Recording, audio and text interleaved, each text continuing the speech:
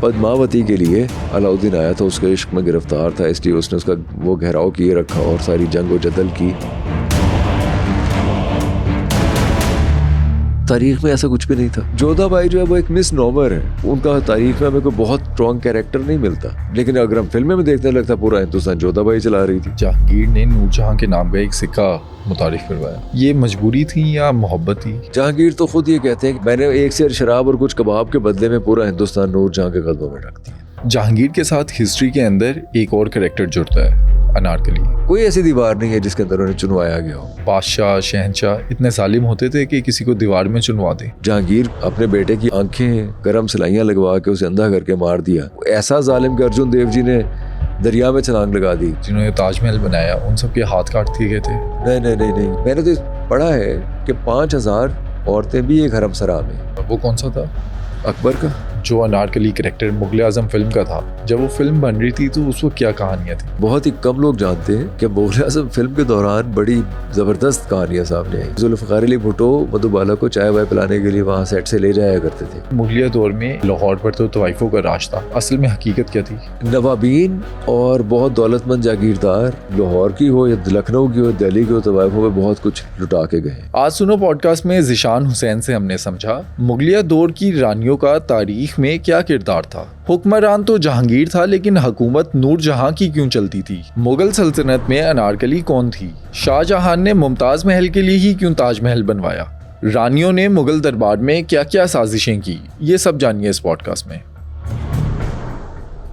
ذیشانوی, کہا جاتا ہے کہ ہر کامیاب مرد کے پیچھے ایک عورت کا ہاتھ ہوتا ہے, لیکن وہ جو مغل شہنشاہ جنہوں نے اپنی سلطنتوں پہ راج کیا, ان کے ساتھ جو مہارانیاں تھیں, ان کا کیا کردار تھا ہسٹری کے اندر؟ یہ بات بالکل درست ہے کہ ہر کامیاب مرد کے پیچھے یا شہنشاہ کے پیچھے, بادشاہ کے پیچھے عورت ہوتی ہے, ایک ہوتی ہے. جب زیادہ ہو جائیں تو پھر گڑبڑ ہو جاتی ہے. وہی کامیاب ہوئے جن کے پیچھے ایک عورت تھی. گو کہ ہم دیکھتے ہیں کہ بابر جیسے, ظہیر الدین بابر کہ بہت چھوٹی عمر میں اس کے جب والد چلے گئے اس دنیا سے, تو اس کی نانی ایسان دولت بیگم نے ان کی رہنمائی کی تھی. یہ خود بابر لکھتے ہیں کہ ان کی نانی, ماں اور بیوی کا بہت عمل دخل رہا ان کی کامیابی کے لیے. گو کہ میں یہ سمجھتا ہوں کہ بابر نے تو اپنی بہن خانزادہ بیگم کو شبانی خان کے حوالے بھی کر دیا تھا, اور شبانی خان نے شادی بھی کی, پھر طلاق بھی دے دی, پھر اپنے کسی دوست سے شادی بھی کروا دی, پھر وہاں سے بھی طلاق ہو گئی. لیکن جب پھر واپس وہ آئیں بابر کے پاس, تو بابر نے پھر انہیں بادشاہ بیگم بنا دیا. یعنی یہاں ہمیں یہ نظر آتا ہے کہ وہ ہندوستان جس میں کہ ہمیں ستی ہوتی عورتیں نظر آ رہی ہیں اور بہت مغلوب ہیں عورتیں, پیٹریارکل سوسائٹی ہے بہت زیادہ, وہاں ان کے رسوم و رواج بالکل فرق تھے. یعنی کہ ترکوں کے یا منگولوں سے جو چلتے ہوئے آ رہے تھے, ترکوں کے خاص طور پہ, وہ ان عورتوں کو بہت زیادہ, یعنی کہ وڈو ہونا ہندوستانی معاشرے میں تو ایک بہت ہی بڑی برائی سمجھی جاتی تھی, کلنک کہا جاتا, کلنک تھا. اول تو ستی ہو جایا کرتے جو کہ بہت ہی ظالمانہ رسم تھی. اگر وہ ستی نہیں ہوتی تھیں تو سر منڈوا کے سفید کپڑے پہن کے بس وہ ایک کونے میں لگ کے بیٹھ جایا کرتی تھیں. انہیں زندگی سے لطف اندوز ہونے کا کسی بھی طور کوئی حق نہیں تھا, جو کہ ظاہر ہے بہت ظالمانہ ایک طریقہ تھا. لیکن آپ اسی دور میں دیکھتے ہیں کہ بابر اپنی بہن کو بادشاہ بیگم بنا. بادشاہ بیگم حرم کی ہیڈ چیف جو تھیں, وہ چیف لیڈی تھیں جو انہوں نے بنایا ان کو. ظاہر عزت و تکریم میں بہت اضافہ کیا. اور پھر یہ مسلمان عورتیں نہیں, جو رانیاں تھیں, جو راجے مہاراج, چھوٹے چھوٹے راجواڑوں کی جو رانیاں تھیں, وہ بھی بہت زبردست خواتین تھیں. انہوں نے اپنے شوہروں کی بہت سی ایسی مثالیں ہم آگے رہ کر ڈسکس کریں گے. اپنے شوہروں کی وفات کے بعد انہوں نے نہ صرف جنگیں کی, انہوں نے ریاست کے امور کو سنبھالا. اور میواڑ میں ہم دیکھتے ہیں, راجستھان میں دیکھتے ہیں, ساؤتھ انڈیا میں دیکھتے ہیں, ہر جگہ تجارت کی بہت زیادہ. پورتگیزیوں کے ساتھ تجارت کی, ایسٹ انڈیا کمپنی کے ساتھ کے خلاف بغاوت کی جب انہوں نے ان کا اپنا حکم چلانے کی کوشش کی. اور تو خواتین ہیں. لیکن آپ یہ یاد رکھیے, یہ ساری خواتین, چاہے وہ مغل حکمرانوں کی خواتین تھیں یا مختلف پرنسلی اسٹیٹس یا راجواڑوں میں چھوٹی چھوٹی ریاستوں کی رانیاں تھیں, یہ امراء تھیں, امیر طبقہ تھا, بالائی طبقہ تھا ہندوستان کا. ہندوستان میں کروڑوں عورتیں ایسی زندگی نہیں گزار رہی تھیں.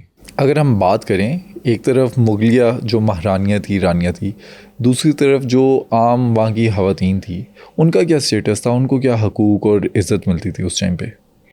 آپ یہ سن کے آپ کو شاید حیرت ہو کہ جو سماجی رتبہ تھا, سماجی رتبہ یعنی عمرہ اور سب سے نیچے والی ذات کی جو خواتین تھیں, نیچے والی ذات کی خواتین اگر بیوہ ہو جایا کرتی تھی, طلاق ہو جایا کرتی تھی, تو وہ دوسری شادی کر سکتی تھی اور وہ کر بھی لیتی تھی. اس کو یہ حقوق حاصل تھے سمہاؤ.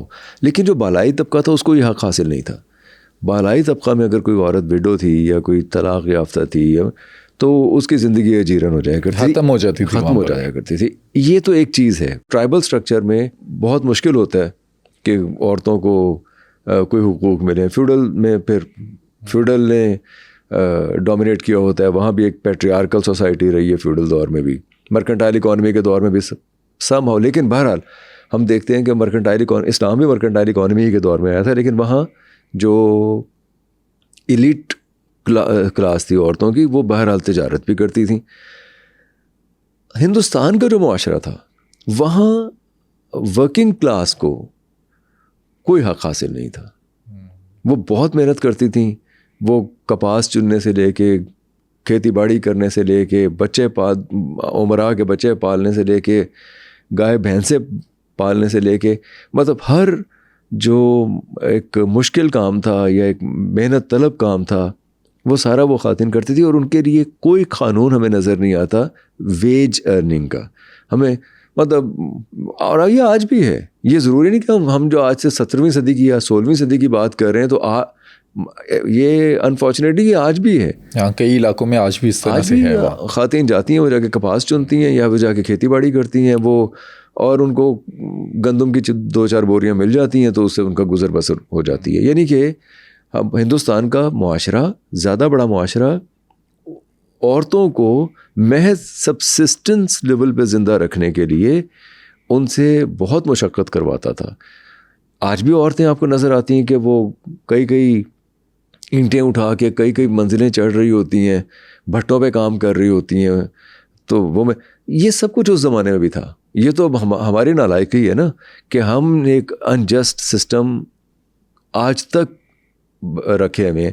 اس زمانے میں تو اور بھی دیگرگوں حالات تھے عورتوں کے. تو ناٹ ٹو اسپیک آف کہ وہ کسی آرٹ میں, کلچر میں, فنون میں, کسی ادب میں حصہ لیں, وہ تو خیر اس بات کو تو سوچا بھی نہیں جا سکتا تھا.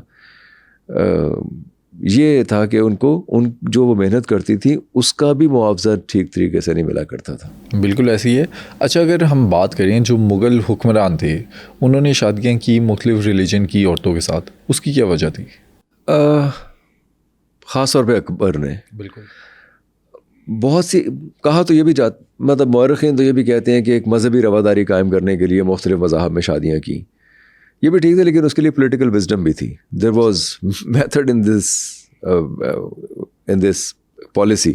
مثلاً برکھا جو تھیں وہ ایک امیر, چھوٹا سی ایک ریاست تھی جس کی کہ وہ راجے کی بیٹی تھیں اور وراثت کی جنگ جاری تھی امیر پہ. ان کا بھائی اوورٹیک کرنا چاہ رہا تھا. بھائی کو حمایت حاصل تھی ایک گورنر کی جو کہ مسلمان تھا اور اکبر کا مراعات یافتہ گورنر تھا. اس نے یہ کیا کہ اس نے اپنی بیٹی کی شادی اکبر سے کر دی. اچھا. اور اس کے بدلے میں اکبر سے اس نے مدد مانگی اپنے بھائی کے خلاف تاکہ وراثت کی جنگ جو ہے وہ ختم ہو جائے اور وہ once and for all establish ہو جائے کہ وہی راجہ ہے امیر کا. تو یہ ساری باتیں پوری ہوئیں. وہ جو خاتون ہیں برکھا وہ مریم زمانی بیگم تھیں. اچھا. جو بعد میں ان کی بیوی جہانگیر کی ماں بھی بنی, اور ان کے ساتھ ان کا بھتیجا مان سنگھ بھی آیا اور اپنا خاندان پورا لے کے آ گئی تھیں وہ دربار میں. پھر یہ بھی ہوا کہ راجپوتوں اور مغلوں کے کیونکہ مسلسل ٹسل تھی, مسلسل چپقلش تھی, مسلسل لڑائیاں تھیں. ان لوگوں کی بھی خواہش ہوا کرتی تھی کہ ہم راجستھان میں مختلف جگہوں پہ جا کے اپنا رنگ جمائیں. یہ بہت پہلے سے چلتی آ رہی تھی. یہ تو قطب الدین ایبک کے زمانے سے چلتی, غوری کے زمانے سے چلتی آ رہی تھی. غوری اور چوہان کے درمیان جو 12ویں صدی کے آخر میں جو ٹسل تھی وہ بھی اسی کا ایک حصہ تھی, وہ چلتی آ رہی تھی, جو کہ علاؤالدین خلجی پہ جا کے منتج ہوتی ہے. تو لیکن اکبر کے دور میں ہمیں اسی لیے مذہبی رواداری بہت زیادہ نظر آتی ہے, بلکہ اکبر پہ الزام بھی لگتے ہیں کہ اکبر نے گائے کا گوشت کھانا چھوڑ دیا تھا. اچھا, 6 مہینے سال تک وہ مطلب وہ بہت عرصے وہ نہیں کھاتا تھا. کہا جاتا تھا کہ انفلوئنس بہت زیادہ تھا اس کی بیوی کا اس پر. ظاہر ہے بیوی کا انفلوئنس بھی ہو سکتا ہے, لیکن میرا خیال ہے کہ وہ اکبر تھوڑا ایک ایسا معاشرہ بھی تشکیل دینا چاہ رہا تھا جہاں ٹالرنس ہو, بہت زیادہ بردباری ہو, جہاں کو ایگزسٹ کرنے کے واضح اسالیب بنائے جائیں. اس لحاظ سے تو وہ ٹھیک تھا. اگر مطلب ایک کمیونٹی ہے جس کو گائے کا گوشت کھانا پسند نہیں ہے, تو اگر آپ نہیں کھائیں گے تو اس سے کوئی فرق نہیں پڑے گا. اس سے ظاہر ہے آپ ایک دوسرے کے ساتھ کو ایگزسٹ کریں گے. ایسے ہی ہے جیسے اگر ایک معاشرے میں سور کا گوشت کھانا پسند نہیں کیا جاتا تو وہاں کہ کیوں کھایا جائے سور کا, یا اگر اکٹھے رہتے ہوئے نہ کھایا جائے. ہم تو آج بھی دیکھتے ہیں, میں تو ذاتی طور پہ ایسے لوگوں کو جانتا ہوں جو جب رمضان آتا ہے تو میں ایسے ہندو دوستوں کو جانتا ہوں جو روزے رکھنا شروع کر دیتے ہیں اپنے دوستوں کے ساتھ محبت میں, افطاری کرتے ہیں ساتھ. تو یہ ہندوستان کا معاشرہ تو ایسے ہی معاشرہ تھا. اکبر نے اس کو زیادہ رواداری پہ قائم کرنے کی کوشش کی تھی. گوشت نہیں کھاتا تھا, اور پھر مہابھارت کا اور گیتا کا ترجمہ انہوں نے کروایا, اور جس بندے سے کروایا وہ بندہ تھوڑا سا تنگ دل تھا. وہ ان کا ہواری ہی تھا, انہیں کے اس میں رہا کر تھا. لیکن یہ وہ بدایونی کے ذمہ دار, وہ مورخ بھی بنا تھا, اسی کے ذمہ یہ کام لگایا تھا کہ آپ اس کا ترجمہ بھی کرواؤ ان کتابوں کا. تو ہر طرح کی مذہبی آزادی حاصل تھی, مذہبی رسومات میں شریک ہوتا تھا اکبر. اسی وجہ سے میرا خیال ہے کہ وہ زیادہ لبرل معاشرہ بھی تھا اکبر کے دور کا. اگر ہم بات کریں جس طرح سے یہ مہارانی آئیں تو اس کے بعد محل کے اندر سازشیں بھی سٹارٹ ہو گئی. دیکھیں سازشیں تو ہمیشہ سے ہی تھیں, اور یہ پورے ہندوستانیہ تو اگر 99 بھائی اشوکا نے مروا دیے تھے اپنے, تو ظاہر ہے وہ سازشوں کا نتیجہ تھے نا. اور ہم ہندوستان کی سیاست میں ہم مسلسل یہ دیکھتے ہیں کہ یہ اگر جولین میں, گندھارا میں, یہاں ہمارے یہاں جو اب ٹیکسلا کہلاتا ہے, اور یہاں جو یونیورسٹی میں کھڑے ہو کے چانکیا کوٹلیا کہتا ہے میں اس وقت تک بال نہیں باندھوں گا جب تک مگدھ کی ریاست کو برباد نہیں کر دیتا, تو ظاہر ایک غصہ بھی تھا, ایک پولیٹیکل اینیموسٹی بھی تھی, اور وہ سازشیں بھی تھیں جو چل رہی تھیں. وہ سازشیں تو ہمیں ہر جگہ نظر آتی ہیں. وہ اس کی وجہ یہ نہیں تھی کہ کیونکہ ہندو عورتوں سے شادی کی تھی اس لیے سازشیں شروع ہو گئی تھیں. مسلمان اب دارا شکو اور اورنگزیب کی جو لڑائی تھی اس کے اندر تو کسی ہندو عورت کا عمل دخل نہیں تھا. یا اگر یہ جہانگیر نے اپنے بیٹے کی آنکھوں میں, خسرو کی آنکھوں میں سلائیاں پھیر دی تھیں اور اسے نابینا کر دیا, تو اس کے اندر کسی ہندو عورت کا ہمیں کوئی عمل دخل نظر نہیں آتا. اس کی اپنی بغاوت تھی. پھر ایون کامران کی آنکھوں میں سلائیاں پھیر کے اس کو حج کرنے بھیج دیا تھا, وہ جا کے بیچارہ وہاں مر گیا. یہ لاہور میں بارہ دری میں, یہ جو راوی کے کنارے جو بارہ دری ہے, یہ کامران کی بارہ دری. تو یہ اس میں بھی کوئی ہندو عورت انوالو نہیں ہے. سازش کا ہندو مسلمان سے کوئی تعلق نہیں. جتنے بھی لوگ بنے ہیں مغلوں کے ہاں جو بادشاہ بنے ہیں وہ سارے کے سارے مسلمان بنے ہیں. ان میں سے زیادہ تر وہ ہیں جو ہندو عورتوں کے وطن سے پیدا ہوئے ہیں. تو اگر آپ یہ کہیں کہ وہ انہوں نے سازش کر کے انہیں بادشاہ بنایا ہے, تو ایسے بھی ہیں جو بادشاہ بنے ہیں اپنے میرٹ پہ بنے ہیں, تو بھائیوں کو قتل کر کے بنے ہیں, یا آ کے بھائیوں کو قتل کیا انہوں نے.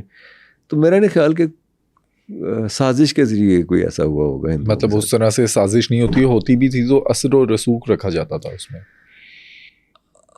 دیکھیں اس میں آپ مثال لیں کہ نور جہاں یہ چاہتی تھیں کہ لاڈلی بیگم کا شوہر شہریار بادشاہ بنے. اچھا. اور نور جہاں بہت انفلوئنشل تھی, مغل دربار میں بہت انفلوئنشل تھیں. یہاں تک کہا جاتا تھا کہ دربار تو صرف اور صرف نور جہاں چلاتی تھی جہانگیر کی جگہ. ہاں, اس میں کوئی شک بھی نہیں ہے. ان کے نام کا سکہ بھی چلتا تھا, دربار بھی وہ چلاتی تھیں, ان کا بہت اثر و رسوخ بھی تھا. وہ اپنی بیٹی کے شوہر کو بادشاہ بنانا چاہتی تھیں, لیکن بادشاہ آصف جاہ کا داماد بن گیا, خرم جو شاہ جہان، تو اس کا تو کوئی اب نہیں ہو سکا. جہاں تک جہانگیر کے بادشاہ بننے کا تعلق ہے، اس میں مریم زمانی کا ہمیں کوئی ایسا بہت بڑا کردار نظر نہیں آتا. اس کو بادشاہ بنانے میں کوئی ایسی سازش بھی نظر نہیں آتی. سننے میں آتا ہے کہ ہمایوں ایک عورت سے شادی کرنا چاہتے تھے اور شادی کرنے کے جتن میں انہوں نے کئی چکر بھی لگائے. ہاں، ہمایوں حمیدہ بانو بیگم نے ہمایوں کے بہت چکر لگوائے. 40 دن تک وہ وہاں جاتا رہا شادی کرنے کی غرض سے. مطلب جو یہ آپ نے پیغامات بھیجتا رہا. ایکچولی حمیدہ بانو بیگم یہ کہا کرتی تھیں کہ میں کسی ایسے شخص سے شادی نہیں کر سکتی جس کے گریباں تک میرا ہاتھ نہ پہنچ سکے. اچھا. اور اس کے تو دامن تک بھی نہیں پہنچ سکے گا میرا ہاتھ. گریباں تو دور کی بات ہے. ویسے بات بہت بڑی تھی، لیکن بہرحال اس کو پھر بہت زیادہ منایا گیا. اس کی ساتھی خواتین نے یا گھر والوں نے، بڑوں نے منایا تو انہوں نے شادی کری. لیکن ان کے کمٹمنٹ کا عالم یہ دیکھیے کہ وہ پھر ہمایوں کے ساتھ رہیں. یعنی جب جلا وطن بھی ہوئے ہیں، وہ ایران گیا ہے ہمایوں، تو حمیدہ بانو بیگم ان کے ساتھ ہی تھیں. یہ اکبر کی ماں تھیں. پھر وہ ماہم انگا کے پاس چھوڑ گئی نا اکبر کو یہاں ہندوستانی میں، اور چھوٹے سے نوزائیدہ بچے کو، اور خود چلی گئی تھیں ہمایوں کے ساتھ. آخر وقت ان کے ساتھ ہی رہی تھیں حمیدہ بانو بیگم. ان کا بڑا اثر تھا ان کے اوپر. ماہم انگا کا بھی بڑا دلچسپ کریکٹر ہے. بالکل. اگر اس پہ بات کریں تو ان کا کیا کردار تھا اکبر سے لے کر اگر بات کرتے ہیں؟ ماہم انگا ان کی رضائی ماں تھیں. آپ یہ سمجھ لیجیے. ان کے 2 بیٹے تھے. ایک تو ان کا انفلوئنس بہت زیادہ تھا. اکبر ان کی بات بھی بہت زیادہ مانا کرتے تھے. لیکن کچھ مورخین نے یہ بھی لکھا ہے، اب اگر یہ غلط ہوا تو میں کچھ کہہ نہیں سکتا، لیکن بہرحال لکھا ہوا ہے کہ ایک وہ کیونکہ بہت مراعات حاصل کرتی تھیں اور اپنے بیٹوں کے لیے بہت مراعات حاصل کرتی تھیں، بہت زیادہ آؤٹ آف دا وے جا کے ایڈوانٹیج حاصل کرنے کی کوشش کیا کرتی تھیں بیٹوں کے لیے. پھر ایک دن ایک وفد کے سامنے کسی کو وزیر بنانے کے اوپر کوئی معاملہ اٹکا اس طرح کہ ان کا بیٹا کھڑا ہو گیا بادشاہ کے سامنے، بڑا بیٹا. ظاہر ہے اپنی ماں کے برتے پہ ہی، تو اس کو تلوار نکال کے گردن اڑا دی تھی اکبر نے. میں اس بات کو اس لیے نہیں مانتا، مجھے اندازہ نہیں ہے، میں نے مختلف جگہوں پہ یہ چیزوں کو پڑھا ہے. میں اس لیے نہیں مانتا کہ اکبر تمام تر جاہو جلال کے باوجود بڑا زیرک اور ہوش مند آدمی تھا. بہت سمجھدار اور سیگیشیس تھا، بہت معاملہ فہم تھا. وہ دربار میں کھڑے ہو کے ایسے گردن اڑانے والا ٹائپ آدمی تھا نہیں. تو یہ مورخین نے کچھ وہ بعض اوقات مسالہ لگانے کے لیے بھی اس طرح کی باتیں لکھ دیتے. یہاں تک کہ اگر ہم فلم میں بھی دیکھیں جو جودھا اکبر بنائے گی، اس میں بھی دکھایا گیا کہ اسے محل کی چھت سے نیچے پھینک دیا. خیر فلم تو بنائی اس لیے جاتی ہے نا کہ وہ ایک فینٹیسی کریٹ کی جاتی ہے، کچھ ریئل کریکٹرز. ہمارے ہاں لیکن ایک افسوسناک پہلو یہ ہے کہ ہم فلم کو تاریخ بنا دیتے ہیں، تو اس سے بہت سی مسکنسیپشنز پیدا ہوتے ہیں. کچھ مورخین ایسے بھی ہیں، جیسے علاؤدین والا جو قصہ ہے، پدماوتی والا جو قصہ ہے، وہ قصہ ہمیں منظوم ڈرامے میں ملتا ہے. ملک جائسی نے وہ منظوم ڈرامہ لکھا. اس منظوم ڈرامے میں اس نے یہ ثابت کرنے کی کوشش کی کہ پدماوتی کے لیے علاؤدین آیا تھا، اس کے عشق میں گرفتار تھا، اس لیے اس نے اس کا وہ گھیراؤ کیے رکھا اور ساری جنگ و جدل کی، یہ سارا کچھ ہوا. تاریخ میں ایسا کچھ بھی نہیں تھا.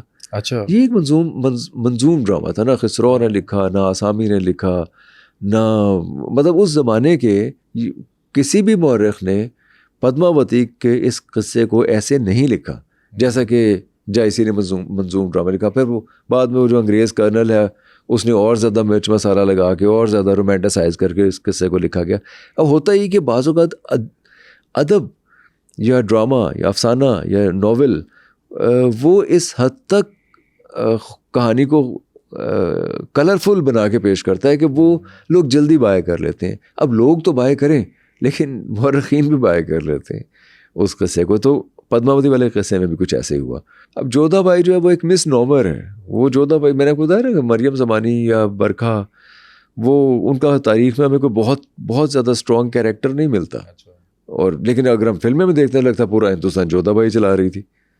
تو بہرحال یہ ایک انفلوئنس بہت زیادہ ہے. ملکہ ہندوستان دکھایا گیا تھا اس کے اندر. ملکہ تو چلے وہ تھی، لیکن جیسے نور جہاں ہے یا جیسے ہمیں دوسری رانیاں نظر آتی ہیں مختلف علاقوں کی، جو کہ باعمل ہیں بہت زیادہ، جو فوجوں کو بھی لیڈ کر رہی ہیں، جو مار کے بھی مار رہی ہیں، جو سیاسی ریشہ دوانیوں کی روک تھام بھی کر رہی ہیں. جودھا بھائی اس میں مریم زمانی میں تو ایسی کوئی بات نہیں تھی. مغل ہسٹری میں مریم زمانی بیگم کا کیا کردار ہے اور لاہور میں ان کی کوئی نشانیاں بھی ہمیں ملتی ہیں؟ ہاں بالکل. اگر آپ قلعے کی طرف جائیں تو قلعے کے سامنے گریم مارکیٹ ہے جو کہ بدنما ہے بہت زیادہ. مطلب وہ اس کے پورے اس کو خراب کر رہی ہے پورے سین کو, سینک بیوٹی کو. اس گریم مارکیٹ کے پیچھے ایک مریم زمانی مسجد ہے. اچھا. وہ مستی گیٹ سے اگر آپ جائیں, مستی گیٹ سے اوپر جائیں, ایکچولی مستی گیٹ جو ہے وہ مسجدی گیٹ ہوا کرتا تھا.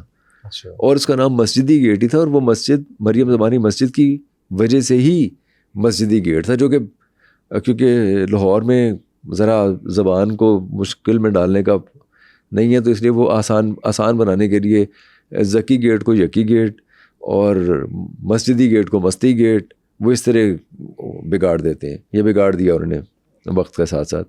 بڑی خوبصورت مسجد ہے, اس کے اوپر بہت زیادہ کام بھی ہو رہا ہے. یہ وال سٹی والے بہت اچھا کام کر رہے ہیں اس پہ. میرا خیال ہے اگلے ایک دو سالوں میں آپ دیکھیں گے کہ وہ اپنی پوری رانائی اور پوری خوبصورتی کے جو فریسکو آرٹ اور جو جیومیٹریکل ڈیزائنز اس کے اندر اور جو کاشتکاری اور پچی کاری کا جو بھی ایرانی کسی زمانے میں طریقہ ہوا کرتا تھا اس میں ہی بحال ہو جائے گی وہ. اچھا, اگر ہم ماضی میں بات کریں گیتی ارا, ان کا کیا کردار ہے؟ گیتی ارا ایک بڑی زبردست خاتون تھی. وہ تھی افغانستان کے اندر, اور اب وہ اس نے ایک بڑی زبردست جنگ لڑی اپنے کچھ افغانوں کے خلاف ہی جو کہ ان کے اقتدار پہ قبضہ کرنا چاہ رہے تھے. وہ ایکچولی مغل ہی تھی. اچھا. لیکن تھی افغانستان کے ایک صوبے کی حاکم بنی, اور اس نے جو دو پیچ سارے استعمال کیے لڑائی کے وہ بالکل منگولوں والے تھے. اچھا. جو مطلب اٹیک کرنا, گھیر لینا, جاسوسی کرنا اور پچھاڑ دینا اپنے دشمن کو اور آخر بھگا دینا. وہ شادی وادی نہیں کر رہی تھی گیتی ارا, اور یہ تھا کہ وہ حاکمیت اپنی جتائے گی. تو وہ مغلوں کی ایک بہت زبردست خاتون, جنگجو خاتون. اگر آپ نے مغل لوگوں میں یا ترک لوگوں میں یا تیموری جو اپنے آپ کو کہتے ہیں ان کے اندر کسی خاتون کو جنگجوانہ عزائم کے ساتھ دیکھنا جو کہ بلا کی حسین بھی ہے اور بلا کی لڑاکا بھی ہے اور ان کمپرومائزنگ ہے اور ہو لیڈز فرام دا فرنٹ, تو وہ گیتی ارا تھی. جیسے ہم نے اپنے پچھلے پروگرام میں بات بھی کی تھی جو ختلون تھی چنگیز خان کی پڑپوتی, تو یہ میرے خیال سے مشابت ملتی ہے. ہاں ختلون, بالکل ختلون بھی ایسی تھی, لیکن یہ تو ایک باقاعدہ ایک اس صوبے کا نام ہے بلنسان, افغانستان کے اندر جس کی وہ حاکم تھی. اب ہم بات کرتے ہیں جہانگیر اور نور جہاں کی. اس پہ کئی سازشیں بھی ہمیں نظر آتی ہیں, کانسپریسی بھی نظر آتی ہے. کیا جہانگیر نے نور جہاں سے شادی کرنے کے لیے اپنے سپاہی شیر افغن کو مروایا تھا یا بس یہ افواہیں ہیں؟ میرا تو خیال ہے مروایا ہی تھا. ایکچولی وہ یہ قندھار میں پیدا ہوئی تھی نور جہاں. اچھا. اور ان کے جو آباء و اجداد تھے یہ آئے تھے ایران سے. ایران میں صفوی خاندان سے یہ ان کے زیر اطاعت رہے, پھر ادھر آ گئے. ان کی شادی ہوئی تھی شیر افغن سے. شیر افغن جیسے کہ نام سے بھی ظاہر ہے وہ شیر کا شکار کرنے والا, تو وہ کوئی بڑا بہادر آدمی تھا. لیکن اس کے اوپر کوئی الزام لگایا گیا پہلے کہ وہ جہانگیر کے خلاف سازش میں شریک ہے. جہانگیر نے اسے طلب کیا اپنے دربار میں, لیکن آتے ہوئے اس دربار کی طرف جو لوگ اسے لینے کے لیے گئے تھے ان کے ساتھ مٹ بھیڑ ہوئی, اور اس مٹ بھیڑ میں ہی وہ مارا گیا. اچھا. جو کہ بہت ہی واضح طور پہ سازش نظر آتی ہے کہ آپ لینے گئے ہیں اس کو اور راستے میں لڑائی ہو گئی. آپ کا مقصد یہی تھا کہ آپ نے مروایا؟ مقصد یہ تھا کہ نور جہاں کے اوپر ان کی نظر تھی, اور نور جہاں کو دربار میں بلا لیا گیا. اور نور جہاں کے ساتھ پھر ان کا تھوڑا بہت معاشقہ وہ چلا. نور جہاں خود بھی بڑی ذہین خاتون تھی, اور وہ بڑی جلدی اس کو اندازہ ہو گیا تھا کہ وہ سب کچھ قابو میں کر لے گی اگر اس کی شادی ہو جاتی ہے جہانگیر کے ساتھ. یہ واحد خاتون ہے جو کہ مغل خاندان میں سے نہیں ہے, باہر سے آئی ہیں, اور آنے کے بعد شی روز فرام دا رینکس اور وہ بنی ہے. لیکن آپ پھر بھی یہ دیکھیں کہ مغل حکمرانوں میں خاتون کوئی نہیں آئی. مطلب خاتون حکمران وہ جو ایسی نہیں, جب ہندو خواتین ہم دیکھتے ہیں کہ ہندو جو راجواڑے تھے یا ریاستیں تھیں ان کی جو والی اور ان کی لیڈ کرنے والی ہندو خواتین تھیں. پھر ایک آئرنی بہت زبردست, یعنی کہ وہ معاشرہ جہاں پہ ہندو عورت ستی ہو رہی ہے یا پیٹریارکل ایک سوسائٹی ہے یا بہت ہی دبی ہے بہت زیادہ اس زمانے کی ہندو عورت, وہیں پہ جو ان کی ریاست کی ہیڈ ہے وہ خود نظام خود چلا رہی ہیں, ریاست کے پورے امور کو چلا رہی ہیں. وہ نور جہاں کس طرح سے ریاست کے امور کو چلاتی تھی؟ اس کا ایک واقعہ ہے. محبت خان نے قید کر لیا بادشاہ کو, تو یہ خود مغویہ بن کے اس نے نور جہاں نے خود مغویہ بن کے اس کے پاس گئی اور پھر ڈیل کی آس پاس قریبی لوگوں کے ساتھ اور بادشاہ جہانگیر کو محبت خان کی قید سے چھڑوایا تھا. کامیاب ہو گئی تھی؟ ہاں کامیاب ہو گئی تھی. اب یہ مختلف مورخین نے یہ قصہ لکھا ہوا ہے, ہمیں ہر جگہ ملتا ہے. نور جہاں وہ ملکہ ہے جو فن تعمیر میں درک رکھتی تھی. اس نے جہانگیر کا جو ٹومب ہے وہ اسی نے اسکیچ کیا ہوا ہے. جو اس کا اپنا ٹومب ہے یہاں لاہور میں وہ اس نے خود ہی اسکیچ کیا ہوا ہے. ایک دفعہ جہاں ہی ذکر کرتی ہیں اپنی کتاب میں کہ ہم گئے تو وہ کچھ خط پڑھ رہی تھیں اور ہم نے پوچھا کہ یہ مراسلے پڑھنا اتنا ضروری کیوں ہے؟ تو انہوں نے کہا کہ یہ دیکھو یہ بنگال سے ایک آیا, اس میں لکھا ہوا تھا کہ ٹیکس کلیکٹر کی طرف سے لکھا ہوا تھا کہ بنگال میں قحط کی وجہ سے ٹیکس اکٹھا نہیں ہو سکا. مجھے کسی علاقے کی بات کی ہوئی تھی انہوں نے. پھر انہوں نے دوسرا مراسلہ دکھایا جو ان کی طرف سے جو بندہ جاسوسی کر رہا تھا وہ بتا رہا تھا کہ ٹیکس اکٹھا ہوا لیکن جو ٹیکس کلیکٹر ہے وہ ٹیکس دینا نہیں چاہ رہا حکومت کے خزانے میں. ایسا نہیں کہ قحط کی وجہ سے ٹیکس اکٹھا نہیں ہوا. اب یہ دوسری بات آ گئی. وہ کیوں؟ ایسی 10 اور باتیں ہوں گی جو ایک ہی واقعے سے متعلق آپ کے سامنے آئیں گی. آپ نے وہ ساری مد نظر رکھتے ہوئے تحقیق کرنی ہے کہ درست کیا ہے, پھر آپ نے حقائق تک پہنچنا اور اس کی بے خبری کرنی ہے جو بھی جرم ہو رہا ہوگا. تو یہ ایک ٹیکنیک تھی. اچھا, اگر ہم دیکھیں جہانگیر نے نور جہاں کے نام کا ایک سکہ متعارف کروایا, یہ مجبوری تھی یا محبت تھی؟ دیکھیے جہانگیر تو خود یہ کہتے ہیں کہ مجھے 1 سیر شراب اور کچھ کباب مل جائیں تو میں نے 1 سیر شراب اور کچھ کباب کے بدلے میں پورا ہندوستان نور جہاں کے قدموں میں رکھ دیا. بادشاہ کے فرمان کی مہر نور جہاں کے پاس ہوا کرتی تھی. وہ مہر ثبت کر کے تقدیروں کے فیصلے کیا کرتی تھی نور جہاں. اس لیے سکے کے اوپر اس کا نام چھپنا کوئی بہت غیر معمولی بات نہیں ہے. پھر وہ بات کے چلانے والی تو نور جہاں تھی, یا آصف جہاں ان کا بھائی تھے. آصف جہاں نور جہاں کا بڑا روب تھا, اور وہ سازشوں کو کچلنے میں بھی, سازشوں کو روندنے میں بھی اور کرنے میں بھی. لیکن کرنے میں نور جہاں کی تدبیر اینڈ پہ نہیں چل سکی. مثلاً سب سے بڑی بات تو یہ تھی وہ اپنی اولاد لاڈلی بیگم کو بنانا چاہتی تھی, اس کے شوہر کو بادشاہ تو نہیں بنا سکی, بلکہ وہ جب ایکسپوز ہو گئیں تو ان سے اگر کسی نے کوئی اگر رحم کیا میں سب سمجھوں گا تو وہ شاہ جہاں نے کیا. شاہ جہاں نے ان کا ایک مشاہرہ رکھ دیا, ایک وظیفہ رکھ دیا 2 لاکھ روپے جو بہت تھا اس زمانے میں, اور انہیں تھوڑا ریسٹرکٹ کر دیا اب اپنے محل تک. لیکن وہاں پھر یہ سماجی خدمت انجام دیتی رہی, سماجی کام کرتی رہی, لوگوں کے بھلے کے کام کرتی رہی. تو انہوں نے کافی, ورنہ بادشاہ جو ہیں وہ تو کسی کو بخشتے نہیں ہیں وہ تو, لیکن اپنے بچوں کو بہرحال انہوں نے پھر بھی کافی ریلیکس کر دیا تھا.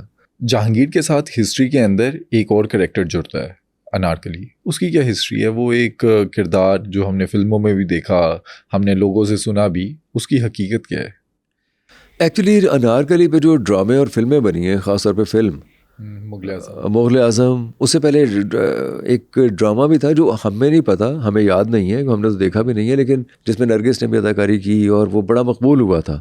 پھر امتیاز علی تاج کا لکھا ہوا انارکلی, بالکل وہ بھی بہت مقبول. مطلب انارکلی پہ جب بھی کوئی ڈرامہ بنا ہے وہ بہت مقبول ہوا, اور فلم تو خیر بہت ہی مقبول ہوئی. انہوں نے انارکلی کے کیریکٹر کو اتنا بڑا بنا دیا کہ پھر وہی بات کہ ہمیں وہ تاریخ کا ہی کردار نظر آنا شروع ہو گیا. حالانکہ اب جو مقبرہ بتایا جاتا ہے جو سیکریٹریٹ لاہور میں ہے مقبرہ انارکلی کا, وہ انارکلی کا نہیں ہے, وہ صاحب جمال کا جو کہ جہانگیر کی بیوی تھی. اچھا, بی بی صاحب جمال کا ہے, انارکلی کا مقبرہ نہیں ہے. لیکن اس کے ساتھ مت ایسی کوئی ایسی دیوار نہیں ہے جس کے اندر انہیں چنوایا گیا ہو. لیکن جب ہم اس مقبرے کو دیکھتے ہیں تو وہ جو کہانی ہے وہ اتنی اثر انگیز ہے, اتنی اس کے اندر رومانس اور وہ کہ وہ ہم اس کے شہر سے باہر آنا چاہتے نہیں ہیں. کچھ کردار ایسے ہوتے ہیں جو تاریخی طور پہ شاید اتنے بہت بڑے نہ ہوں لیکن کہانیوں میں آ کے وہ بہت بڑے بن جاتے ہیں. اچھا, تو یہ کہانی جب ہم دیکھتے ہیں, انارکلی بازار بھی ہم نے دیکھا, انارکلی کا مقبرہ بھی ایک فیمس ہوا جہاں پر اکثر اس کے نام سے ہی کہا جاتا ہے کہ یہ انارکلی کا مقبرہ ہے. تو یہ پہلے کہانی لکھی گئی یا پہلے یہ لوکیشنز اور یہ جو نام آئے یہ سب کچھ تھا؟ مقبرے تو بنے ہوئے تھے, ان مقبروں کے ساتھ یا ان بازاروں کے ساتھ اس کردار کی مت کو وابستہ کر دیا گیا. ادروائز یہ مطلب ظاہر بعد میں لکھے گئے, امتیاز علی تاج نے جو لکھا وہ بعد میں لکھا, جو فلم بنی ہوئی بعد میں بنی, لیکن وہ کردار اتنے اسٹرانگ ہیں وہ سارے کردار کہ وہ اس سے وابستہ ہو گئے وہ سارے. انارکلی بازار شروع سے انارکلی بازار نہیں تھا. اچھا, اس کا نام بعد میں انارکلی بازار. پہلے کیا نام تھا؟ پہلے اس کا کچھ اور نام تھے. پہلے تو وہ کوئی ایسا بازار تھا بھی نہیں, چھوٹی 2-4 دکانیں ہوا کرتی تھی. وہاں اگر کوئی پرانی چیز ہے تو وہ قطب الدین ایبک کا مزار ہے. ہاں بالکل, وہ تو اب وہ 1210 کا بنا ہوا ہے, وہ اتنا پرانا ہے. یا وہاں بنسی در مندر ہے, یا اس کے بعد پھر ہمیں برٹش دور میں یہ ڈیولپ ہوتا نظر آتا ہے. یہ برٹش دور کا ہے سارا انارکلی بازار. ورنہ یہاں باغ ہوا کرتا تھا, یہاں ایک باغ ہوا کرتا تھا اور اس باغ میں سیر بیر کرنے کے لیے یہ جو مغلانیاں اور شہزادیاں سیر بیر کرنے کے لیے آیا کرتی تھیں. جہاں قطب الدین ایبک مدفون ہے وہیں ان کا اسی جگہ پہ تو گر کے ان کا انتقال ہوا تھا, چوگان کھیلتے ہوئے, پولو کھیلتے ہوئے. اچھا, یہاں سے اندازہ آپ کر سکتے ہیں کہ 13ویں صدی میں یہاں پہ بہت بڑا کوئی ایک پولو کھیلنے کا گراؤنڈ ہوگا. لیکن مغلوں کے دور میں یہاں بہرحال ایک بہت بڑا باغ ہوا کرتا تھا, اور اب پھر برٹش دور میں آ کے ہمیں انارکلی بازار مل گیا. اگر ہم اس کہانی کو بھی دیکھیں, کہانی کے اندر بھی کچھ ریلیٹ کیا جاتا ہے, تو کیا اصل میں بادشاہ شہنشاہ اتنے ظالم ہوتے تھے کہ کسی کو دیوار میں چنوا دیں؟ ہاں نہیں, ظالم تو وہ تھے. میں آپ کو ایک قصہ سناتا ہوں جی. جہاں میں بار بار ذکر کر رہا ہوں جہاں آرا بیگم کا. جہاں آرا بیگم شاہ جہاں کی بیٹی تھی. ابھی بادشاہ پہ ہم بعد میں آئیں گے. جہاں آرا بیگم بہت پڑھی لکھی خاتون تھیں, شاعرہ تھی, 2 کتابیں لکھیں, تصوف کی بہت بڑی حامی تھیں, تصوف پہ بھی کتاب لکھی, ملا بدخشی پہ بھی انہوں نے کتاب لکھی. ایک حسین خوبصورت, اب پتہ نہیں وہ حسین تھیں یا نہیں تھی, لیکن میں پڑھتے ہوئے اب وہ جو مورخین کو پڑھتے ہوئے تو جو سراپا بنتے وہ تو ایسے ہی کہ بہت ہی حسین, خداور, تیکھے تیکھے نقوش والی, کشادہ پیشانی, بڑی بڑی آنکھوں والی ایک خوبصورت دراز قد منگول خاتون, مغل خاتون تھی, ترک خاتون تھی. اب یہ سراپا بنتا ہے. اتنی وہ فارسی میں درک رکھتی تھی, ایسی شاندار شاعرہ تھی, بہت بڑی ہسٹری کی شوقین تھی, تصوف کی طرف مائل, یہ سب کچھ تھا. وہ ایک کوئی فیسٹیوٹی ہو رہی تھی جس میں آگ لگی اور آگ سے جل گئیں. اچھا, اور اچھی خاصی جل گئیں, لیکن انہوں نے کسی کو شور اس لیے نہیں مچایا کہ کوئی مرد آگے نہ انہیں سنبھالا دے, پکڑے ہیلپ کرنے کے لیے. اس لیے وہ خود دوڑتی ہوئی, چلتی ہوئی, جیسے بھی کسی طریقے سے اپنے آرام گاہ تک پہنچی. خیر وہ شاہ جہاں نے بہت سے طبیب بلوائے, انہوں نے کہیں سے راکھ منگوائی, جو اس زمانے کا طریقہ کار ہوتا تھا. کافی عرصے تک ان کے اوپر وہ ملتے بلتے بھی رہے, آہستہ آہستہ وہ زخم بھر گئے. اس سے پہلے کسی نے, اب یہ پھر ایک واقعہ ہے, اس سے پہلے کسی نے یہ اظہار کیا کہ انہیں کوئی بد دعا لگی ہے. اچھا, یہ جو جلی ہیں بد دعا لگی ہے. اب آپ نے یاد رکھنا ہے کہ جہاں بیگم کا جو پورا سراپا, ان کا ذہن, ان کا تصوف کی طرف میلان, ان کا شاعری کا اور شوق اور ان کا جمالیات کا اظہار. انہوں نے جہاں بیگم سے پوچھا کہ آپ نے کسی کے ساتھ کچھ برا کیا ہے؟ اس نے کہا کچھ زیادہ برا تو نہیں کیا, البتہ ایک فوجی تھا مغل آرمی کا ہی, وہ میری ایک کنیز کے اوپر نظر رکھے ہوئے تھا, تو مجھے غصہ آ گیا, میں نے گھوڑوں کو نیچے مروا دیا, گھوڑے دوڑا کے اس کے اوپر. تو اس کا خاندان بیچارہ پتہ نہیں, شاید ہو سکتا ہے ان کی کوئی بد دعا لگی ہو. تو ظاہر ہے بد دعا, اس پہ تو بد دعا ہی لگنی چاہیے تھی نا, یا بد دعا ہی لگی ہوگی. یہ جہاں آرا کا قصہ ہے. اور اگر آپ جہانگیر کو, جیسے ہم نے اپنے بیٹے کی آنکھیں گرم سلائیاں لگوا کے اسے اندھا کر کے مار دیا, ایسا ظالم کہ ارجن دیو جی نے دریا میں چھلانگ لگا دی اس کے عطاب سے بچنے کے لیے. اور ہم دیکھتے ہیں کامران کی آنکھیں. تو اپنے بھائی بہنوں کو مارنا قتل کرنا, ان کی آنکھیں نکلوا لینا,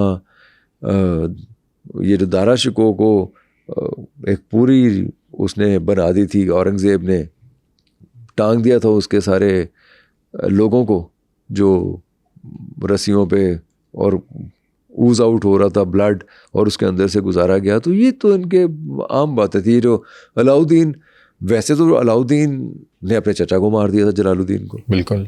اور اب پدماوتی کے لیے پتہ نہیں اس نے کچھ کیا ہو یا نہ کیا ہو, لیکن اس نے یہ کہ کچھ 11,000 منگول جو نو مسلم تھے انہیں قتل کر دیا تھا. کیونکہ کسی نے یہ کہا کہ جی ہو سکتا ہے وہ آپ کے خلاف سازش کریں اور آپ کو قتل کریں.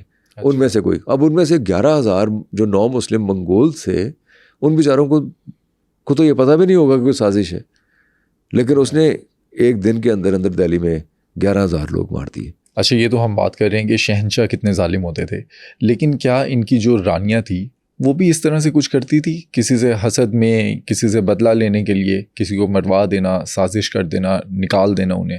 دیکھیں حرم سراؤں میں تو ہوتا ہی یہ کچھ تھا. اچھا. حرم سراؤں میں کوئی ایک اور کوئی 2-4 عورتیں تو ہوتی نہیں تھیں, سینکڑوں عورتیں ہوا کرتی تھیں.